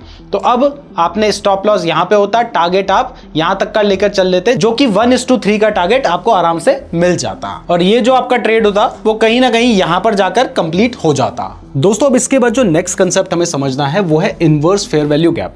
देखो कोई भी स्ट्रेटजी ऐसी नहीं होती है जो हमेशा काम करती है। तो अगर आपने कोई एफवीजी बनाया तो ऐसा नहीं होगा कि प्राइस हर बार उसको रिस्पेक्ट करेगी। जैसे एग्जांपल के लिए हम यहाँ पर मान लेते हैं कि आपने देखा कि प्राइस गिर रही है और यहाँ पर आपने एक अपना एफवीजी बनाया। तो एफवीजी बनाने के लिए आपने क्या किया होगा, आपने देखा कि बीच में एक आपको रेड कलर की कैंडल दिखाई दे रही है, आपने उससे पहले वाली कैंडल के लो से लगते हुए और उसके बाद वाली कैंडल के हाई से लगते हुए अपना इस तरीके से एक रेक्टेंगल ड्रॉ कर लिया।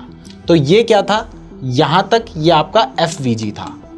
लेकिन उसके बाद क्या होता है कि एक नेक्स्ट कैंडल में या आने वाली कुछ कैंडल में ये जो आपका एफवीजी होता है प्राइस इससे ऊपर निकल जाती है, यानी इस एफवीजी को ब्रेक कर देती है और इससे ऊपर आ जाती है। तो इस केस में अभी तक ये क्या था, अभी तक ये एक बेयरिश एफवीजी था, अब ये एक bullish inverse fair value gap बन जाएगा और इसके बाद अगर प्राइस इस लेवल पे आती है तो यहां से प्राइस के बढ़ने के चांसेस होते हैं। इसके पीछे लॉजिक ये है कि देखो यहां पर प्राइस गिर रही थी तो स्मार्ट मनी के बहुत सारे शॉर्ट करने के ऑर्डर्स यहां पर रहे होंगे, लेकिन प्राइस क्या होती है, वो प्राइस इसके बाद ऊपर निकल जाती है। तो अब उनके शॉर्ट वाले ऑर्डर्स तो एग्जीक्यूट हो चुके हैं, तो अब वो क्या चाहेंगे, अब वो चाहेंगे कि उनका जो ट्रेड है वो नो लॉस में एग्जिट हो जाए। तो यहां पर वो अपने बाय करने के ट्रेड्स लगा देंगे और उसके बाद प्राइस अगर इस लेवल के पास आएगी तो फिर प्राइस के बढ़ने के चांसेस होंगे। ये हम बात कर रहे हैं अगर प्राइस गिर रही थी। इसका उल्टा अगर मान लीजिए पहले प्राइस बढ़ रही थी, जैसे यहां पर आपको दिखाई दे रहा है, और यहां पर आपको एक बुलिश एफवीजी बनता हुआ दिखाई दिया था, एक आपने बड़ी सी ग्रीन कलर की कैंडल देखी, उससे पहले वाली कैंडल के हाई से लगते हुए उसके बाद वाली कैंडल के लो से लगते हुए आपने अपना यहां पर एक रेक्टेंगल ड्रॉ किया। तो यहां तक ये जो रेक्टेंगल था ये आपका एक बुलिश एफवीजी था। लेकिन इसके बाद क्या होता है कि प्राइस इस लेवल के पास आती है तो आपको लगता है कि यहां से प्राइस बढ़ जाएगी, आपने हो सकता है अपनी बाय करने की पोजीशन ले ली हो, लेकिन आपका यहां पर स्टॉप लॉस हिट हो गया होगा, क्योंकि हर बार तो कोई भी स्ट्रेटजी काम नहीं करेगी और आप सोचोगे कि यार अब तो खत्म हो गया, ये वाला जो हमारा एफवीजी था इसका कोई काम नहीं है। लेकिन ऐसा नहीं है, यहां पर ये एक बेरिश एफवीजी बन जाएगा। जैसे ही प्राइस इसके नीचे आ गई तो अब अगर प्राइस दोबारा से इस लेवल के पास आती है तो यहां से प्राइस के गिरने के चांसेस होंगे। तो बुलिश और बेरिश एफवीजी कुछ भी नहीं है, जैसे ही प्राइस अपने एफवीजी को फिल कर लेती है उसके बाद वो एक इनवर्स एफवीजी बन जाता है। ये मैं आपको चार्ट में एग्जांपल से भी समझा देता हूं। तो सबसे पहले bullish inverse fair value gap की बात करते हैं। तो यहां पर देखिए एक बड़ी रेड कलर की कैंडल बन रखी है जो कि हमारा एक बेरिश फेयर वैल्यू गैप है, लेकिन प्राइस इस लेवल के पास आती है और यहां पर हमारा जो बेरिश एफवीजी है उससे ऊपर निकल जाती है। तो इस केस में हमने अपने एफवीजी को थोड़ा और एक्सटेंड कर लेना है। जहां पे पहले ये एक बेरिश एफवीजी था अब वो एक बुलिश आई एफवीजी बन जाएगा, यानी bullish inverse fair value gap बन जाएगा। और उसके बाद अगर प्राइस वापस से इस लेवल के पास आती है तो यहां से प्राइस के बढ़ने के चांसेस होंगे, जबकि पहले यहां से प्राइस के गिरने के चांसेस थे। तो एक चीज आपको बुलिश एफवीजी समझ आ गया। इसी तरीके से अगर हम बेयरिश एफवीजी को देख लें तो यहां पर आपको दिखाई दे रहा है कि मार्केट अप ट्रेंड में चल रहा था, हमें यहां पर एक बुलिश एफवीजी बनता हुआ दिखाई दिया। तो हमने सोचा कि प्राइस इस लेवल के पास आएगी तो यहां से प्राइस बढ़ जाएगी एफवीजी के अकॉर्डिंग। लेकिन मैंने बताया कि हर बार ऐसा नहीं होगा। अगर आप ट्रेड लेते तो आपका छोटा सा स्टॉप लॉस यहां पे हिट हो जाता और प्राइस इसके नीचे आ जाती। तो अब अगर प्राइस वापस से हमारे इस एफवीजी के पास जाती है तो फिर यहां से प्राइस के गिरने के चांसेस होंगे। जैसा कि आपने देखा कि प्राइस वापस से हमारे बेरिश एफवीजी के पास गई। अब अपना स्टॉप लॉस थोड़ा सा यहां पे रख दे और उसके बाद आप देख सकते हैं कि प्राइस यहां पर अच्छी खासी गिरी है। तो इस तरीके से जो एक पहले बुलिश एफवीजी था वो आगे चल के बेयरिश आई एफवीजी बन सकता है और जो एक बेयरिश एफवीजी है वो आगे चल के बुलिश आई एफवीजी बन सकता है। तो इनवर्स फेयर वैल्यू गैप आपको क्लियर हो चुका है। अब समझते हैं नेक्स्ट कंसेप्ट के बारे में जो कि है बैलेंस्ड प्राइस रेंज यानी बीपीआर। ये भी बहुत सिंपल है और फेयर वैल्यू गैप के ऊपर ही बेस्ड है। यहां पर आपको दिखाई दे रहा है कि प्राइस गिर रही थी तो आपको सबसे पहले यहां पर एक बेयरिश एफवीजी बनता हुआ नजर आया। बेयरिश एफवीजी कैसे बनता है आपको हम बहुत बार बता चुके हैं, अभी तक आपको समझ आ गया होगा। नहीं समझ आया तो एक बार थोड़ा सा पीछे जाइए, इसको अच्छे से समझिए, तभी ये कंसेप्ट आपको क्लियर होंगे। तो बेयरिश एफवीजी बनने के लिए हमने देखा प्राइस गिर रही है, बीच में एक बड़ी रेड कलर की कैंडल बनती है, तो हम क्या करते हैं उससे पहले वाली कैंडल के लो से लगते हुए और उसके बाद वाली कैंडल के हाई से लगते हुए एक रेक्टेंगल ड्रॉ कर लेते हैं। तो ये क्या है, यह है हमारा एक बेयरिश एफवीजी। तो अभी तक तो ये एक बेरिश एफवीजी था, लेकिन इसके बाद क्या होता है कि ये एफवीजी रिस्पेक्ट नहीं करती प्राइस, इससे ऊपर चली जाती है। लेकिन जहां पर पहले हमारा बेरिश एफवीजी बन रखा था उसी जगह पर क्या होता है, बड़ी बड़ी ग्रीन कलर की कैंडल बनती है। और आप क्या नोटिस करते हैं कि जहां पर आपका पहले बेरिश एफवीजी बन रखा था, अब वहीं पर आपका एक बुलिश एफवीजी बन गया है। यानी यहां पर आपने देखा एक बेरिश एफवीजी था, अब आप यहां पर देखते हैं कि एक बड़ी ग्रीन कलर की कैंडल बन रखी है। तो आप क्या करते हैं, आप उससे पहले वाली कैंडल के हाई से लगते हुए और उसके बाद वाली कैंडल के लो से लगते हुए अपना एक रेक्टेंगल ड्रॉ कर लेते हैं। तो सेम जगह पर ही आपका पहले बेरिश एफवीजी था, अब बुलिश एफवीजी बन गया है। तो इस पूरे को हम कहते हैं बीपीआर, यानी बैलेंस्ड प्राइस रेंज। और अब अगर प्राइस मान लीजिए वापस से इस लेवल के पास आती है तो यहां से प्राइस के बढ़ने के चांसेस होंगे। इसका एग्जांपल भी आगे मैं आपको चार्ट में दिखाऊंगा। पहले हम बेरिश बीपीआर को भी समझ लेते हैं। तो वैसे तो आपको समझ आ ही गया होगा कि पहले आपने देखा कि यहां पर आपका एक बुलिश एफवीजी बन रखा है कुछ इस तरीके से। आपको पता है किस तरीके से बनता है, हमने आपको समझा ही दिया है। और उसके बाद आप देखते हैं कि ये जो बुलिश एफवीजी है, प्राइस इसको रिस्पेक्ट नहीं करती है, प्राइस इससे नीचे आ जाती है। और जहां पर प्राइस नीचे आ रही है वहीं पर आप देखते हैं कि आपका एक बेरिश एफवीजी बन जाता है। यहां पर बुलिश एफवीजी बन रखा था, यहीं पर आपका एक बेरिश एफवीजी बन जाता है। तो ये पूरा क्या होगा, ये होगा हमारा एक बीपीआर। और उसके बाद अगर प्राइस इस लेवल पे आती है तो यहां से प्राइस के गिरने के चांसेस होंगे। अब इसको चार्ट पे देखोगे तो सब कुछ क्लियर हो जाएगा। वीडियो पसंद आ रही है तो वीडियो को लाइक और चैनल को सब्सक्राइब जरूर कर दीजिएगा। तो सबसे पहले बुलिश बीपीआर का एग्जांपल ले लेते हैं। तो यहां पर आप देख सकते हैं कि प्राइस पहले गिर रही थी और यहां पर हमारा एक बेरिश एफवीजी बन रखा था। अब इसकी अगली ही कैंडल में आप क्या देखते हैं कि यहां पर जो हमारा बेरिश एफवीजी था, प्राइस इसको फिल करके ऊपर चली जाती है और इस जगह पर भी हमारा एक एफवीजी बनता है जो कि एक बुलिश एफवीजी होता है। यानी पहले हमारा बेरिश एफवीजी बन रखा था, अब बुलिश एफवीजी सेम उसी जगह पे बन गया है। तो ये क्या होगा, इसको हम अपना बीपीआर बोलेंगे। और इसके बाद दोबारा से प्राइस कभी इस लेवल के पास आती है तो यहां से प्राइस के बढ़ने के चांसेस होंगे। जनरली आपका जो स्टॉप लॉस होता है वो ये बीपीआर के थोड़ा सा नीचे, यानी यहां पर कहीं पर आपको रखना होगा। लेकिन इस केस में आप देखेंगे तो आपको दिखाई दे रहा है कि कैंडल जो है उसने अपना लो यहां तक बनाया है, तो आपको इससे थोड़ा सा नीचे यानी यहां पर अपना स्टॉप लॉस रखना होगा। और उसके बाद आप देखिए कि प्राइस बहुत आगे जाके, मतलब करीब 1-2 दिन बाद आपको सेम लेवल के पास देखने को मिलती है। आपने अपना स्टॉप लॉस यहां रखा होता और टारगेट के लिए हम आपको पहले ही बता चुके हैं कई बार कि जो आपको लिक्विडिटी नजर आती है, स्विंग हाई नजर आता है, आप वहां तक का टारगेट लेकर चल सकते हैं। और इस केस में आप देखते हैं कि यहां पर आप एंट्री ले लेते, आपका स्टॉप लॉस यहां पर होता और यहां पर आपका टारगेट होता, जो कि अगर हम देखें तो 1:4 का टारगेट था। अब यहां पर मैं आपको एक बेरिश बीपीआर का एग्जांपल दिखाता हूं। देखो यहां पर आपको साफ साफ दिखाई दे रहा है कि ये हमारी एक ग्रीन कलर की बड़ी कैंडल बन रखी है जिसमें एक एफवीजी बना है। तो आप देख सकते हैं कि यहां पर आपका एक एफवीजी बन रखा था। तो अगर इससे आगे का चार्ट नहीं बना होता तो यह हमारा एफवीजी था। प्राइस इस लेवल के पास आती, हमें लगता कि प्राइस इससे ऊपर जा सकती है, लेकिन ऐसा इस केस में नहीं हुआ। तो आपने देखा कि इसके बाद थोड़ा सा क्या होता है कि यहां पर एक बड़ी रेड कलर की कैंडल बन रखी है जहां पर आपका पहले बुलिश एफवीजी था। तो आप क्या करेंगे, आपने देखा कि इससे पहले वाली कैंडल के लो से लगते हुए, इसके बाद वाली कैंडल के हाई से लगते हुए आपका एक बेरिश एफवीजी बन चुका है। तो अब ये बेरिश एफवीजी होने के साथ साथ एक बेरिश बीपीआर भी है, क्योंकि आप देख सकते हैं कि सेम जगह पे पहले आपका एक बुलिश एफवीजी था और अब अगर प्राइस दोबारा से इस लेवल के पास आती है तो यहां से प्राइस के गिरने के चांसेस होते हैं। और आप अगली ही कैंडल में देखेंगे या उसकी अगली कैंडल में भी आप मान के चल सकते हैं कि प्राइस वापस से इस लेवल के पास आई थी। इवन आप चाहते तो आपको आगे भी एंट्री मिल जाती, यानी यहां पर कहीं पर आप अपनी पोजीशन ले लेते। आपका जो स्टॉप लॉस होता वो भी मैं आपको बता देता हूं, करीब करीब यहां पर आप अपनी पोजीशन लेते। अब इस केस में देखिए, वैसे तो आपका स्टॉप लॉस यहां पे होना चाहिए, लेकिन अगर आप चाहें तो आप अपना स्टॉप लॉस यहां पर रख सकते हैं। और रही बात टारगेट की, तो आपको जो यहां पर अपनी नियरेस्ट लिक्विडिटी नजर आ रही है, यानी यहां तक का आप टारगेट मिनिमम लेके चलेंगे तो यहां पर आपका टारगेट होगा। अदरवाइज अगर आपको लगता है, मान लीजिए इंपल्सिव मूव आपको देखने को मिलता है, तो फिर आप अपना टारगेट करीब करीब यहां पर भी रख सकते हैं। और फाइनली अगर आप चाहें तो आपका टारगेट यहां पर भी हो सकता है, जो कि 1:4 का बन रहा है। अब जो हमारा नेक्स्ट कंसेप्ट है वो है लिक्विडिटी वॉइड। देखो कई बार क्या होता है कि प्राइस इतनी तेजी से गिरती है या इतनी तेजी से बढ़ती है कि बीच में कोई कैंडल ही नहीं बनती। यानी लास्ट प्राइस ये बनी थी, उसके बाद सीधा प्राइस यहां पर आ गई, तो बीच में हमें एक गैप देखने को मिलता है।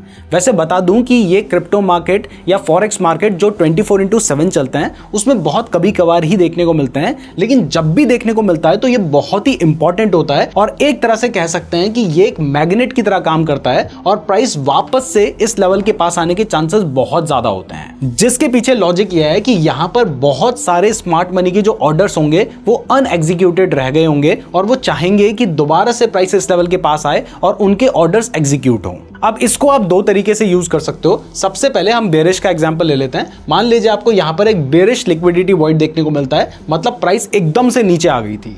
तो इस केस में अगर प्राइस दोबारा से इस लेवल के पास आती है तो यहां से प्राइस के तेजी से गिरने के चांसेस होंगे। और इसी तरीके से अगर हम बुलिश लिक्विडिटी वॉइड की बात करें तो यहां पर मान लीजिए कि प्राइस इतनी तेजी से बढ़ी कि बीच में एक गैप बन गया। तो अब अगर प्राइस दोबारा से इस लेवल के पास आती है तो यहां से प्राइस के बढ़ने के चांसेस होते हैं। यानी एक तो इसको हम जैसा एफवीजी यूज कर रहे थे वैसे ही यूज कर सकते हैं, लेकिन ये एफवीजी से ज्यादा स्ट्रांग है क्योंकि यहां पर बहुत सारे ऑर्डर्स अनएग्जीक्यूटेड रह गए होंगे जो कि स्मार्ट मनी चाहेगा कि उनके एग्जीक्यूट हो जाए ताकि वो प्रॉफिट कमा सकें, ट्रेड में एंटर कर सकें। तो इस तरीके से आप लिक्विडिटी वॉइड का यूज कर सकते हैं। अब इसके बाद जो नेक्स्ट कंसेप्ट है ये बहुत ही इंपॉर्टेंट है और वो है liquidity run versus liquidity SVEEP. ये जो कंसेप्ट है आप कह सकते हैं कि आईसीटी की पूरी जान है, क्योंकि इस कंसेप्ट के थ्रू आपको बहुत सारी ऐसी चीजें समझ आएंगी जिससे आपको पता चलेगा कि यार मेरा जो स्टॉप लॉस हिट हुआ था, अच्छा उसके पीछे ये रीजन था। मतलब आपके बार बार जो स्टॉप लॉस हिट होते हैं उसके बाद प्राइस बढ़ जाती है, इसके पीछे यही वाला कंसेप्ट आपको समझ आ गया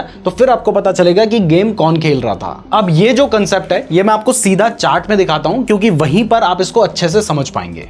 तो सबसे पहले समझते हैं कि लिक्विडिटी स्वीप क्या होता है। देखो कई बार आपने देखा होगा कि प्राइस इक्वल हाई बनाती है, जैसे यहां पर आप देखो कि एक हाई बनाया, सिमिलरली वहां पर भी हाई बनाया है। तो अब जो दो बार हाई बन जाता है तो इसके बाद अगर प्राइस कभी भी इसके ऊपर ब्रेकआउट दे देती है तो इसका मतलब है कि यहां से प्राइस के बढ़ने के चांसेस होते हैं। तो ट्रेडिशनली जो हमें नॉलेज मिली है उसमें हमने यही कुछ सीख रखा है। तो अब अगर मान लीजिए कि प्राइस इससे ऊपर चली जाती है तो आपको क्या लगेगा कि यहां पर तो भाई ब्रेकआउट हो गया है, तो आप क्या करोगे, आप यहां पर बाय करने की पोजीशन ले लोगे। बाय करोगे तो स्टॉप लॉस भी रखोगे, थोड़ा सा नीचे यहां पर कहीं पर आपका स्टॉप लॉस रहा होगा। इसी तरीके से आप ट्रेड लेते हैं। लेकिन ये जो स्मार्ट मनी है ये आपसे बिल्कुल उल्टा सोच रहे होते हैं।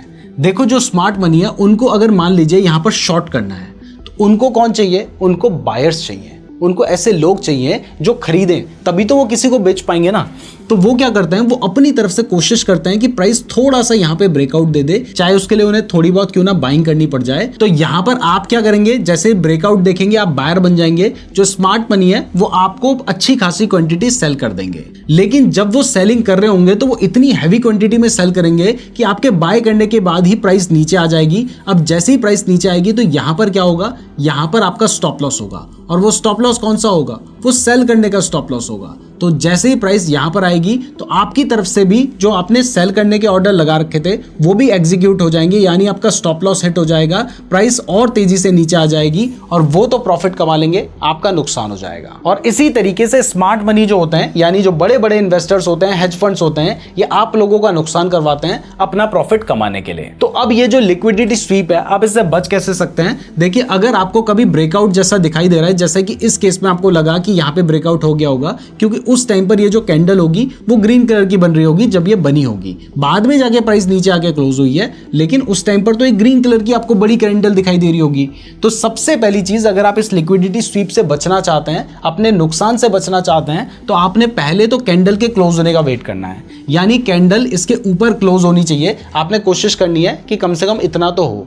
उसके बाद अगर आपको ट्रेड लेना है तो सेकंड चीज है कि आपको कोई ना कोई, यहां पर आप बाय करने का ट्रेड लेना है तो बुलिश सिग्नल ढूंढना है। यानी अगर मान लीजिए आपको यहां पर कोई एफवीजी देखने को मिल जाता है या फिर आपको कोई कैंडलस्टिक पैटर्न देखने को मिल जाता है जिससे आपको लग रहा है कि प्राइस बढ़ेगी, तभी आपको ट्रेड लेना चाहिए। अदरवाइज इस केस में आपका नुकसान बहुत बार कराया जाता है और ये एक बहुत बड़ा रीजन होता है जिससे ट्रेडर्स को लॉस होता है। और उसके बाद देखिए कि यहां पर अगर आपने ट्रेड लिया होता तो फिर देखिए प्राइस इसके बाद एकदम तेजी से नीचे गिर जाती है और आप लोगों का नुकसान हो जाता है। अब इसके बाद लिक्विडिटी रन के बारे में समझ लेते हैं। देखो यहां पर आपको दिखाई दे रहा है कि हमारा डाउन ट्रेंड चल रहा था बहुत लंबे टाइम से, लेकिन उसके बाद हमें दिखाई देता है कि यहां पर तो प्राइस हायर हाइज बनाने लग गई है।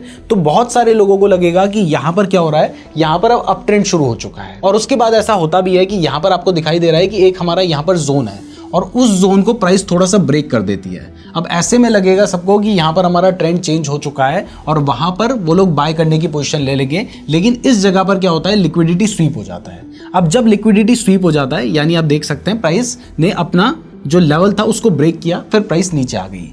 तो उसके बाद आपने एक चीज का जरूर ध्यान रखना है कि बीच में आपको और भी लेवल देखने को मिल रहे हैं, जैसे ये एक लेवल है, ये एक लेवल है। तो अब बहुत सारे लोगों को लगेगा कि प्राइस यहाँ पर सपोर्ट लेगी, यहाँ पर सपोर्ट लेगी, लेकिन ऐसा नहीं होता है। प्राइस उन लेवल्स को ब्रेक करते हुए सीधा नीचे आ जाती है। और ऐसा क्यों हुआ, इसलिए हुआ क्योंकि ओवरऑल जो ट्रेंड है हमारा वो डाउन ट्रेंड में चल रहा है। तो हमेशा एक चीज का आप जरूर ध्यान रखना कि जो हमारा ओवरऑल ट्रेंड चल रहा है, प्राइस उस ट्रेंड के बीच में अगर कोई छोटे छोटे जोन्स आते हैं उनकी रिस्पेक्ट नहीं करेगी। और यहां पर आप देख सकते हैं कि वो सारे जोन ब्रेक कर दिए गए हैं और इसी को लिक्विडिटी रन कहा जाता है। तो यहां पर आप देख सकते हैं ये सारे जोन से प्राइस नीचे आ गई, तो यहां पर लिक्विडिटी रन हो गया। और इवन इसके बाद यहां पर आप देख सकते हैं कि एक और हमारा सपोर्ट सा जोन था। तो अब ये जो सपोर्ट जोन था, इस जगह पर भी अगर आप देखोगे तो पहले लिक्विडिटी स्वीप किया गया और उसके बाद आगे चल के लिक्विडिटी रन हो गया, यानी पहले लोगों के यहाँ पे स्टॉप लॉस सेट करवाए गए, प्राइस वापस से फिर उसी लेवल पे गई भी है। तो ये होता है लिक्विडिटी स्वीप और लिक्विडिटी रन। अगर आप इस कंसेप्ट के बारे में डिटेल में सीखना चाहते हैं तो इसके ऊपर हमने एक सेपरेट वीडियो बना के उसमें हमने डिटेल में समझाया है, आप उस वीडियो को जरूर देख लीजिएगा, उसका लिंक आपको डिस्क्रिप्शन में मिल जाएगा, या फिर आप नीरज जोशी लिक्विडिटी स्वीप लिख के ये वाली वीडियो जरूर देख लेना। अब इसके बाद आगे बढ़ते हैं और यहां पर समझते हैं एक बहुत इंपॉर्टेंट कंसेप्ट के बारे में, जो कि है डेली बाइज। देखो, जैसे ही आप मार्केट में जाते हो या किसी भी चार्ट को ओपन कर लेते हो तो वहां पर ना आपको कुछ ना कुछ पहले डिसाइड करना पड़ता है कि आप यहां पर बाय करोगे या सेल करोगे। तो वो जो आपका डेली बाइज है, यानी आज आप क्या करोगे, आज आप बाय करोगे या सेल करोगे, ये आपने पहले से डिसाइड करना होता है। तो वो डिसीजन आप कैसे लेंगे, आपको क्या क्या चीजें सीखनी होंगी, ये अब हम डेली बाइज के अंदर समझेंगे। तो ये बहुत इंपॉर्टेंट कंसेप्ट है। जैसे ही कोई चार्ट को खोलते हो तो वहां पर आप डिसीजन लोगे कैसे, ये आपको समझ आएगा। तो इसके लिए हम सीधा चार्ट में चलते हैं और वहां पे समझते हैं और 2-3 चार्ट का एग्जांपल लेने की कोशिश करेंगे। तो अपना डेली बाइज बनाने के लिए आपको सबसे पहले, आप जिस भी चार्ट में ये प्लान कर रहे हो कि आप उसमें इंट्राडे ट्रेडिंग करना चाह रहे हो, तो वहां पर आपने उस चार्ट को ओपन कर लेना है। जैसे हमने यहां पर बिटकॉइन का चार्ट ओपन कर लिया है और उसके बाद आपने क्या करना है, आपने डेली टाइम फ्रेम में जाना है। तो हमने डेली टाइम फ्रेम यहां पर सेलेक्ट कर लिया है। अब ये सब हमने मार्क कर रखा है, आपके सामने बिल्कुल प्लेन चार्ट होगा। तो अब आपने क्या करना है, आपने सबसे पहले आपको जो रीसेंट हाई एंड लो नजर आ रहे हैं उनको मार्क कर लेना है। तो यहां पर आपको हाई नजर आ रहा है, आपने इस पे एक लाइन ड्रॉ कर ली। आपको यहां पे एक लो नजर आ रहा है, आपने इस पे लाइन ड्रॉ कर ली। अब देखो, हम डेली टाइम फ्रेम का चार्ट का यूज कर रहे हैं, तो ये हाई एंड लो काफी दूर है। आप देख सकते हैं ये 1,07,000 है, ये 1,17,000 है। तो इंट्राडे के हिसाब से ये लेवल हमारे उतने काम के नहीं है। तो हम यहां पर क्या करेंगे, जो हमारे आसपास के हाई लो हैं हम उनको भी मार्क करेंगे। तो यहां पर आपको दिखाई दे रहा है कि यहां पर हमारा एक हाई है, मतलब पिछले 2-3 दिन का जो हाई होगा हमने इसको भी मार्क कर लिया, और पिछले 2-3 दिन की कैंडल में जो हमारा लो होगा हमने इसको भी मार्क कर लिया है। तो ये काम हमने कर लिया। इसके बाद अब नेक्स्ट चीज हमें ये करनी है कि हमें देखना है कि क्या यहां पर हमें कोई पीडी एरे देखने को मिल रहा है। यानी मैंने आपको बहुत सारे पीडी एरे समझा दिए हैं, मैंने आपको एफवीजी समझाया है, ब्रेकर ब्लॉक सिखाया है, ऑर्डर ब्लॉक सिखाया है। तो आपने ढूंढना है कि क्या इनमें से कुछ यहां पर देखने को मिल रहा है। तो आपको दिखाई देता है कि अरे हाँ, यहां तो मुझे फेयर वैल्यू गैप दिखाई दे रहा है, तो आपने उस फेयर वैल्यू गैप को मार्क कर लेना है। तो अब मैंने आपको समझाया है कि लिक्विडिटी स्वीप एक बहुत इंपॉर्टेंट कंसेप्ट है, तो बहुत बार आपको लिक्विडिटी स्वीप देखने को मिलेगा। तो अब आपने सबसे पहले क्या किया, आपने टाइम फ्रेम देखा। इसके अलावा ना आपने अपना एक ओवरऑल ट्रेंड भी देख लेना है। तो ओवरऑल ट्रेंड आपको दिखाई दे रहा है कि आपका यहाँ पर डाउन ट्रेंड चल रहा है, यानी बेरिश चल रहा है। तो आपको पता है ओवरऑल ट्रेंड मेरा बेरिश चल रहा है। इसके अलावा मुझे यहाँ पर एक बेरिश फेयर वैल्यू गैप देखने को मिला है। मैंने अपने यहाँ पर बड़े जोन मार्क कर रखे हैं, मैंने अपने रिसेंट हाई एंड लो को भी मार्क कर रखा है, फेयर वैल्यू गैप भी मेरे पास यहाँ पर है। और मुझे क्या पता है, मुझे पता है कि मेरा ओवरऑल ट्रेंड क्या है, डाउन ट्रेंड है। तो हम यहां पर मान के चल सकते हैं कि या तो प्राइस अभी क्या करेगी, अभी अपने इस फेयर वैल्यू गैप को टैप करेगी और उसके बाद नीचे आएगी। होना यही चाहिए था, लेकिन हमें यहां पर एक हाई भी नजर आ रहा है। तो इसका मतलब बहुत ज्यादा चांसेस हैं कि प्राइस अपने इस हाई की जो लिक्विडिटी है इसको थोड़ा सा स्वीप करेगी, यानी इस हाई से थोड़ा सा ऊपर जाएगी प्राइस और उसके बाद नीचे आएगी। अगर ये हाई यहां पर नहीं होता, फेयर वैल्यू गैप होता, तो मैं ये कहता कि प्राइस फेयर वैल्यू गैप पे जाएगी, फिर सीधा नीचे आ जाएगी, यानी उसको टच करते ही नीचे आ जाएगी। लेकिन क्योंकि यहां पर एक हाई भी है, इसलिए हमने यहां पर माना कि प्राइस हमारा ये जो हाई लेवल है इससे थोड़ा सा ऊपर जाएगी, इस जगह की लिक्विडिटी को स्वीप किया जाएगा और उसके बाद नीचे आएगी। तो इस तरीके से हम अपना पहले से ही प्लान कर सकते हैं कि मैं क्या ट्रेड लूंगा। हमने मार्किंग्स कर दी हैं। अब बहुत ज्यादा चांसेस हो सकते हैं कि ऐसा हो, हर बार कुछ भी काम नहीं करता है। तो इस केस में अगर ऐसा होता है, मुझे दिखाई देता है कि प्राइस हमारे एफवीजी के पास आ रही है और मेरा जो हाई है उसकी लिक्विडिटी को स्वीप किया है, तो यहाँ पर मैं शॉर्ट करने की पोजीशन ले सकता हूँ। मेरा जो स्टॉप लॉस होगा वो करीब करीब यहाँ पर होगा। और रही बात टारगेट की, तो सबसे पहले जो मुझे यहाँ पर अपना लो नजर आ रहा है, मैं यहाँ तक का टारगेट लेकर चल सकता हूँ। एंड फर्दर अगर हमें दिखाई देता है कि बहुत इंपल्सिव मूव है, तो फिर मैं ये जो मेरा नीचे वाला बड़ा जोन है, मैं उतना भी टारगेट लेकर चल सकता हूँ। तो इस तरीके से आप अपना डेली बाइज बना सकते हैं। अगर आपको जो कुछ मैंने इतनी जल्दी जल्दी में समझाया है समझ नहीं आया, तो एक बार दोबारा से देखो और अलग अलग चार्ट्स में ना इनको प्रैक्टिस करके देखना, तभी आपको ये कंसेप्ट क्लियर हो पाएगा। अब ये स्टेप मैं आपको शुरुआत में भी बता सकता था, लेकिन तब तक मैंने आपको पीडी अरेज नहीं बता रखे थे, तो फिर ये सब कुछ आपको समझ नहीं आता या बहुत डिफिकल्ट लगता। तो अब आपको क्लियर हो गया है कि आपने अपना बाइस किस तरीके से बनाना है और उसके हिसाब से आप ट्रेड कैसे लेंगे। अब यहाँ पर अगर आप पूरे ध्यान से इस वीडियो को देख रहे हैं, जो कंसेप्ट हमने आपको समझाया है उनको आपने समझा है, तो आपको दिखाई दे रहा होगा कि यहाँ पर ना एक बीपीआर भी बन रहा है। ऐसा आपको लग रहा होगा क्योंकि यहाँ पर हमें दिखाई दिया है कि यहाँ पर हमारा एक एफईजी बना है और सेम एफईजी यहाँ पर भी बन रहा है। लेकिन फिलहाल ये एक बीपीआर नहीं बना है, जिसके पीछे रीजन ये है कि ये वाली जो कैंडल है ये आज की कैंडल है और ये कैंडल अभी क्लोज नहीं हुई है, इसलिए हम इसको बीपीआर नहीं मान सकते हैं। हाँ, हम यहाँ पर भी एक अपना एफईजी मानकर चल सकते थे। अब देखो, अभी तक मैंने आपको मार्केट स्ट्रक्चर में ये सारी जो चीजें हैं ये सब कुछ समझा दिया है। इतने सारे पीडी अरेज हैं, वो सब कुछ भी मैंने आपको डिटेल में बता दिया है। साथ ही मैंने आपको लिक्विडिटी रन, लिक्विडिटी स्वीप के बारे में बता दिया है। लेकिन हमने यहाँ पर एसएमटी डाइवर्जेंस वाला जो कंसेप्ट है और इसके अलावा टाइम एंड प्राइस थ्योरी का जो कंसेप्ट है, इसको यहाँ पर डिस्कस नहीं किया है। अब इन दोनों को यहाँ पर कवर ना करने के पीछे रीजन ये है कि अगर इसको मैं समझाने जाऊंगा तो ये वीडियो आधे घंटे लंबी और हो जाएगी। तो अगर आप चाहते हैं कि इन टॉपिक के ऊपर हम सेपरेट वीडियो बनाएं तो कमेंट कीजिए। अगर आप लोगों के 2000 कमेंट आते हैं तो हम इस टॉपिक के ऊपर एक सेपरेट वीडियो बनाएंगे। बट आपको कमेंट भी करना है, वीडियो को लाइक भी करना है, और साथ ही अगर आप नोट्स बनाते हुए इस टॉपिक को अच्छे से समझ रहे हो तो इंस्टाग्राम पे हमारी एक स्टोरी डाल के हमें टैग कर देना, हम उसको रीशेयर कर देंगे। तो ये जरूर करना और साथ ही वीडियो को लाइक भी कर देना। और साथ ही मैंने आपको नीचे डेल्टा एक्सचेंज का लिंक डिस्क्रिप्शन पे रखा है, वहां से अकाउंट भी जरूर खोल लीजिएगा। तो अब हम क्या करते हैं, मैं आपको यहाँ पे मैंने सिर्फ जुड़ा स्विंग लिखा था, मैं आपको 2 स्ट्रैटेजी बताता हूं जो बहुत इंपॉर्टेंट है, आपके बहुत काम आएंगी। और साथ ही यहां पर मैंने एक और चीज नहीं लिख रखी थी, वो थी डेली बाइज कैसे बनाना है, वो भी हम आपको समझा चुके हैं। तो अब हम सीधा चलते हैं और जुड़ा स्विंग को समझते हैं। वैसे मैं आपको बता दूं कि हमने टाइम एंड प्राइस थ्योरी के ऊपर अपना पूरा कंसेप्ट रेडी कर रखा है। अगर आप लोगों के अच्छे खासे कमेंट्स आ जाते हैं, आप वीडियो को लाइक करते हैं, तो हम इस टॉपिक के ऊपर वीडियो बना देंगे, तो कमेंट जरूर कीजिएगा। तो अब हम जुडास स्विंग वाली जो स्ट्रैटेजी है इसको सीधा चार्ट में समझ लेते हैं। ये जो स्ट्रैटेजी है ये हमारी टाइम एंड प्राइस थ्योरी के ऊपर ही बेस्ड है। बेसिकली होता क्या है कि मार्केट में 3 तरह के सेशंस आपको देखने को मिलते हैं। एक होता है एशिया सेशन, दूसरा होता है लंदन सेशन और तीसरा होता है न्यूयॉर्क सेशन। माना यह जाता है कि जो एशिया सेशन है उसमें प्राइस सिर्फ एक रेंज में घूमती रहती है। लंदन सेशन में प्राइस में बहुत मैनिपुलेशन होते हैं, तो आपको स्वीप देखने को मिलते हैं, उसके बाद मूवमेंट होते हैं। और उसके बाद जो न्यूयॉर्क सेशन है, इस सेशन में आपको सबसे बड़े मूवमेंट्स देखने को मिलते हैं, क्योंकि न्यूज भी बहुत ज्यादा इसी सेशन में आती है और ऊपर से सबसे बड़ा जो मार्केट है वो न्यूयॉर्क मार्केट ही है। तो इन चीजों को जानते हुए हम क्या करते हैं, हम सबसे पहले यहां पर एक इंडिकेटर का यूज करते हैं। वो इंडिकेटर कुछ अलग नहीं कर रहा है, वो हमें सिर्फ इतना सा बताता है कि एशिया सेशन कहां पे शुरू होता है और कहां पे खत्म होता है। तो इस इंडिकेटर को लगाने के लिए आपको इंडिकेटर वाले सेक्शन पे जाना है और एशिया सेशन हाई लो लिख के आप सर्च करेंगे ये मरेक मेजर का। तो यहां पर आप जैसे क्लिक कर देंगे तो ये इंडिकेटर आपका चार्ट में प्लॉट हो जाएगा कुछ इस तरीके से।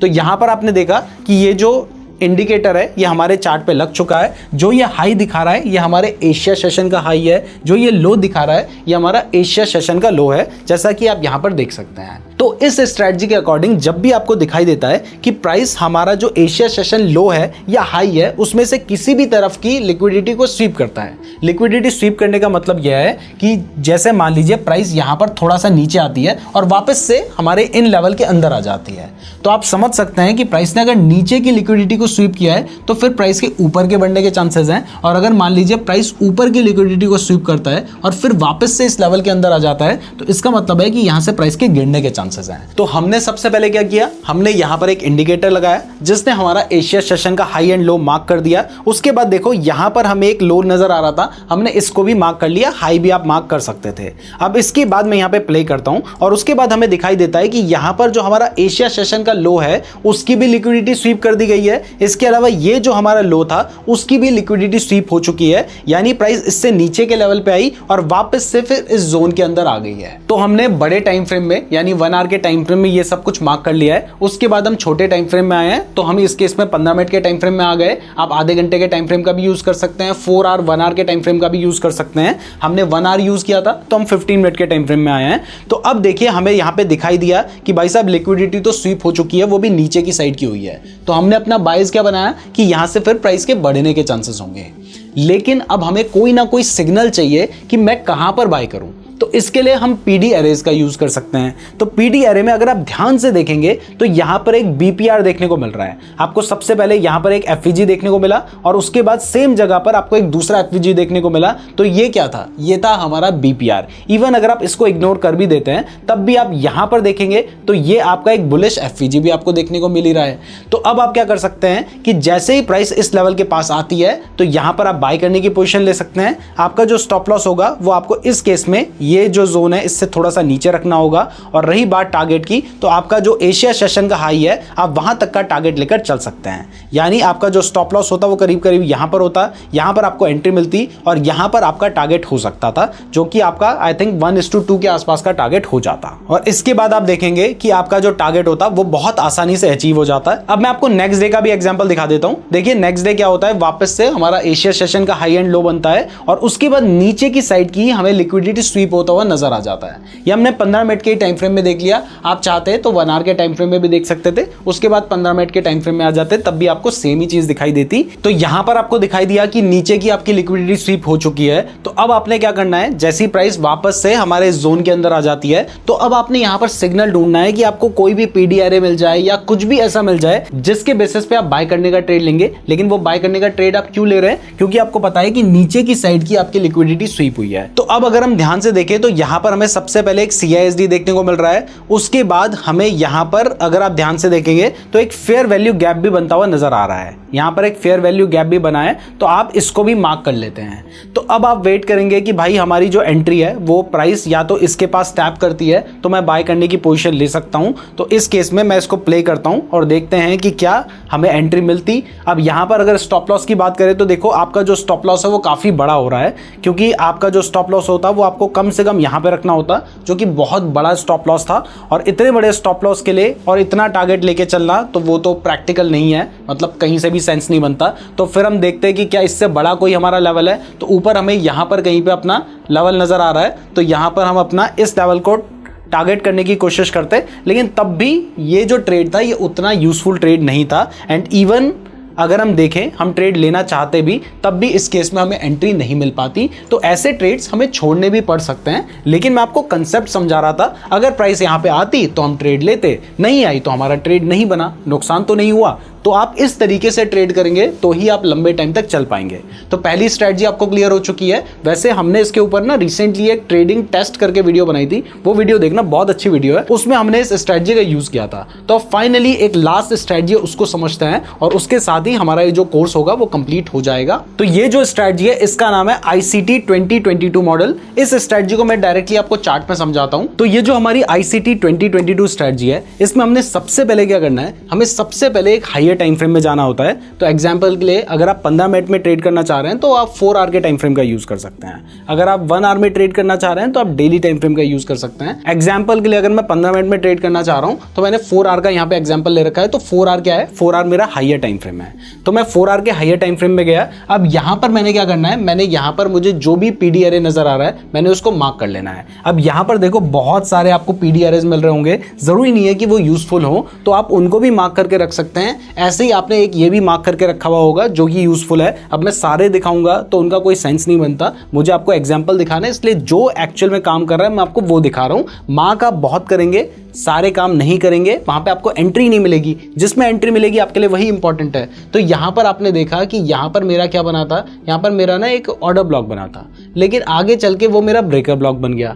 तो आपने क्या किया, आपने ब्रेकर ब्लॉक भी मार्क करके रखा हुआ होगा, या फिर आप अभी भी जब आप एंट्री लेना चाह रहे हैं तब भी आपने अपना ब्रेकर ब्लॉक मार्क कर लिया। तो ये आपने कब करना है, ये आपने अपने हाइयर टाइम फ्रेम में करना है। जिससे क्या करेंगे, जिससे आप अपना बायस बनाएंगे, जो कि हमने आपको सिखा दिया है कैसे बनाना है। अब इसके बाद आपने ट्रेड क्या करना है, ट्रेड तो आपने अपने 15 मिनट के टाइम फ्रेम में करना है। तो यहाँ से हम 15 मिनट के टाइम फ्रेम में चलेंगे। अब हमें यहाँ पे दिखाई दे रहा है कि मेरा एक ब्रेकर ब्लॉक है, तो मेरा बाइज यहाँ पे क्या होगा कि प्राइस यहाँ पे जाके टैप करेगी और उसके बाद नीचे आने के चांसेस बनेंगे। बस मुझे देखना है कि प्राइस वहां पर जाके रिएक्ट करती है या फिर नहीं करती है। तो हमने 4 आवर में अपना मार्क कर दिया था। उसके बाद हम 15 मिनट के टाइम फ्रेम में आ जाते हैं और हम देखते हैं कि जब कैंडल बनने लगती है, हम देखते हैं कि क्या प्राइस हमारे पीडी एरे के पास जाती है, यानी क्या हमारे ब्रेकर ब्लॉक के पास जाती है। अगर जाएगी तो हमें एंट्री मिलेगी। तो थोड़ा आगे जाके हमें दिखाई देता है कि प्राइस हमारे इस लेवल के पास आती है, लेकिन यहां पर हमें कोई ऐसा सिग्नल नहीं मिल रहा था जिसके बेसिस पे हम एंट्री ले सकें। तो हमें यहां पर कोई एंट्री नहीं मिलती। दोबारा से प्राइस इस लेवल के पास आती है और यहां पर इसके बाद हमें एक CISD देखने को मिलता है, साथ ही हमें एक फेयर वैल्यू गैप देखने को मिलता है। और इसके अलावा यहां पर देखिए, यहां पर हमारा एक हाई बन रखा था और इस हाई की जो लिक्विडिटी है वो यहां पर कहीं पे स्वीप हो जाती है। तो यहां से हमें कॉन्फिडेंस आ जाएगा कि एक तो हमारा जो ब्रेकर ब्लॉक है प्राइस उस लेवल के पास आई है, तो वहां से प्राइस के गिरने के चांसेस है जो हमने पहले ही अपना बायस बना लिया था। उसके बाद हमें यहां पर एक बेरिश FVG भी मिल जाता है और यहां पर कहीं पे हमें एंट्री मिल जाती। हमारा जो स्टॉप लॉस होगा वो ये जो रिसेंट लिक्विडिटी है इससे थोड़ा सा ऊपर यहां पे रखना होगा और टारगेट के लिए जो हमें यहां पर स्विंग नजर आ रहा है, हम यहां तक का टारगेट लेकर चल सकते हैं। तो इस हिसाब से हम अपना ट्रेड ले सकते थे। तो आपने क्या करना है, आपने सबसे पहले बड़े टाइम फ्रेम में जाना है, वहां पर जाकर अपना PDRA मार्क करना है। उसके बाद आपको जो PDRA आपने मार्क कर रखा है उसके पास अगर प्राइस आती है तो उस हिसाब से आपको वहां पे जो एंट्री मिलती है उसके बेसिस पे आप ट्रेड ले सकते हैं। और यही हमारा ICT 2022 मॉडल है। तो इस तरीके से आपका ये जो ICT मॉडल है इसका आप कंप्लीटली यूज कर सकते हैं। 2 स्ट्रैटेजी भी आपने समझनी है, इतने सारे PDRA भी आपने समझ लिए हैं। तो मैं उम्मीद करता हूं ये कंप्लीट कोर्स आपको पसंद आया होगा। पसंद आया है तो लाइक एंड सब्सक्राइब जरूर कर दीजिएगा। हमने बहुत मेहनत से इस वीडियो को बनाया है। साथ ही कमेंट जरूर कीजिएगा। अगर आपके माइंड में कुछ क्वेश्चंस हैं तो वो क्वेश्चंस भी आप कमेंट में पूछ सकते हैं। हम कोशिश करेंगे कि हम आपके क्वेश्चंस के रिप्लाई करें। अगर आपने नोट्स बनाए हैं तो हमें इंस्टाग्राम पे टैग जरूर कीजिएगा। और इसके अलावा अगर आप क्रिप्टो में ट्रेड करने के लिए अपना अकाउंट ओपन करना चाहते हैं तो डेल्टा एक्सचेंज का लिंक डिस्क्रिप्शन में दे रखा है। और अगर आप क्रिप्टो ट्रेडिंग के बारे में डिटेल में सीखना चाहते हैं तो आप ये वाली वीडियो देख सकते हैं। धन्यवाद।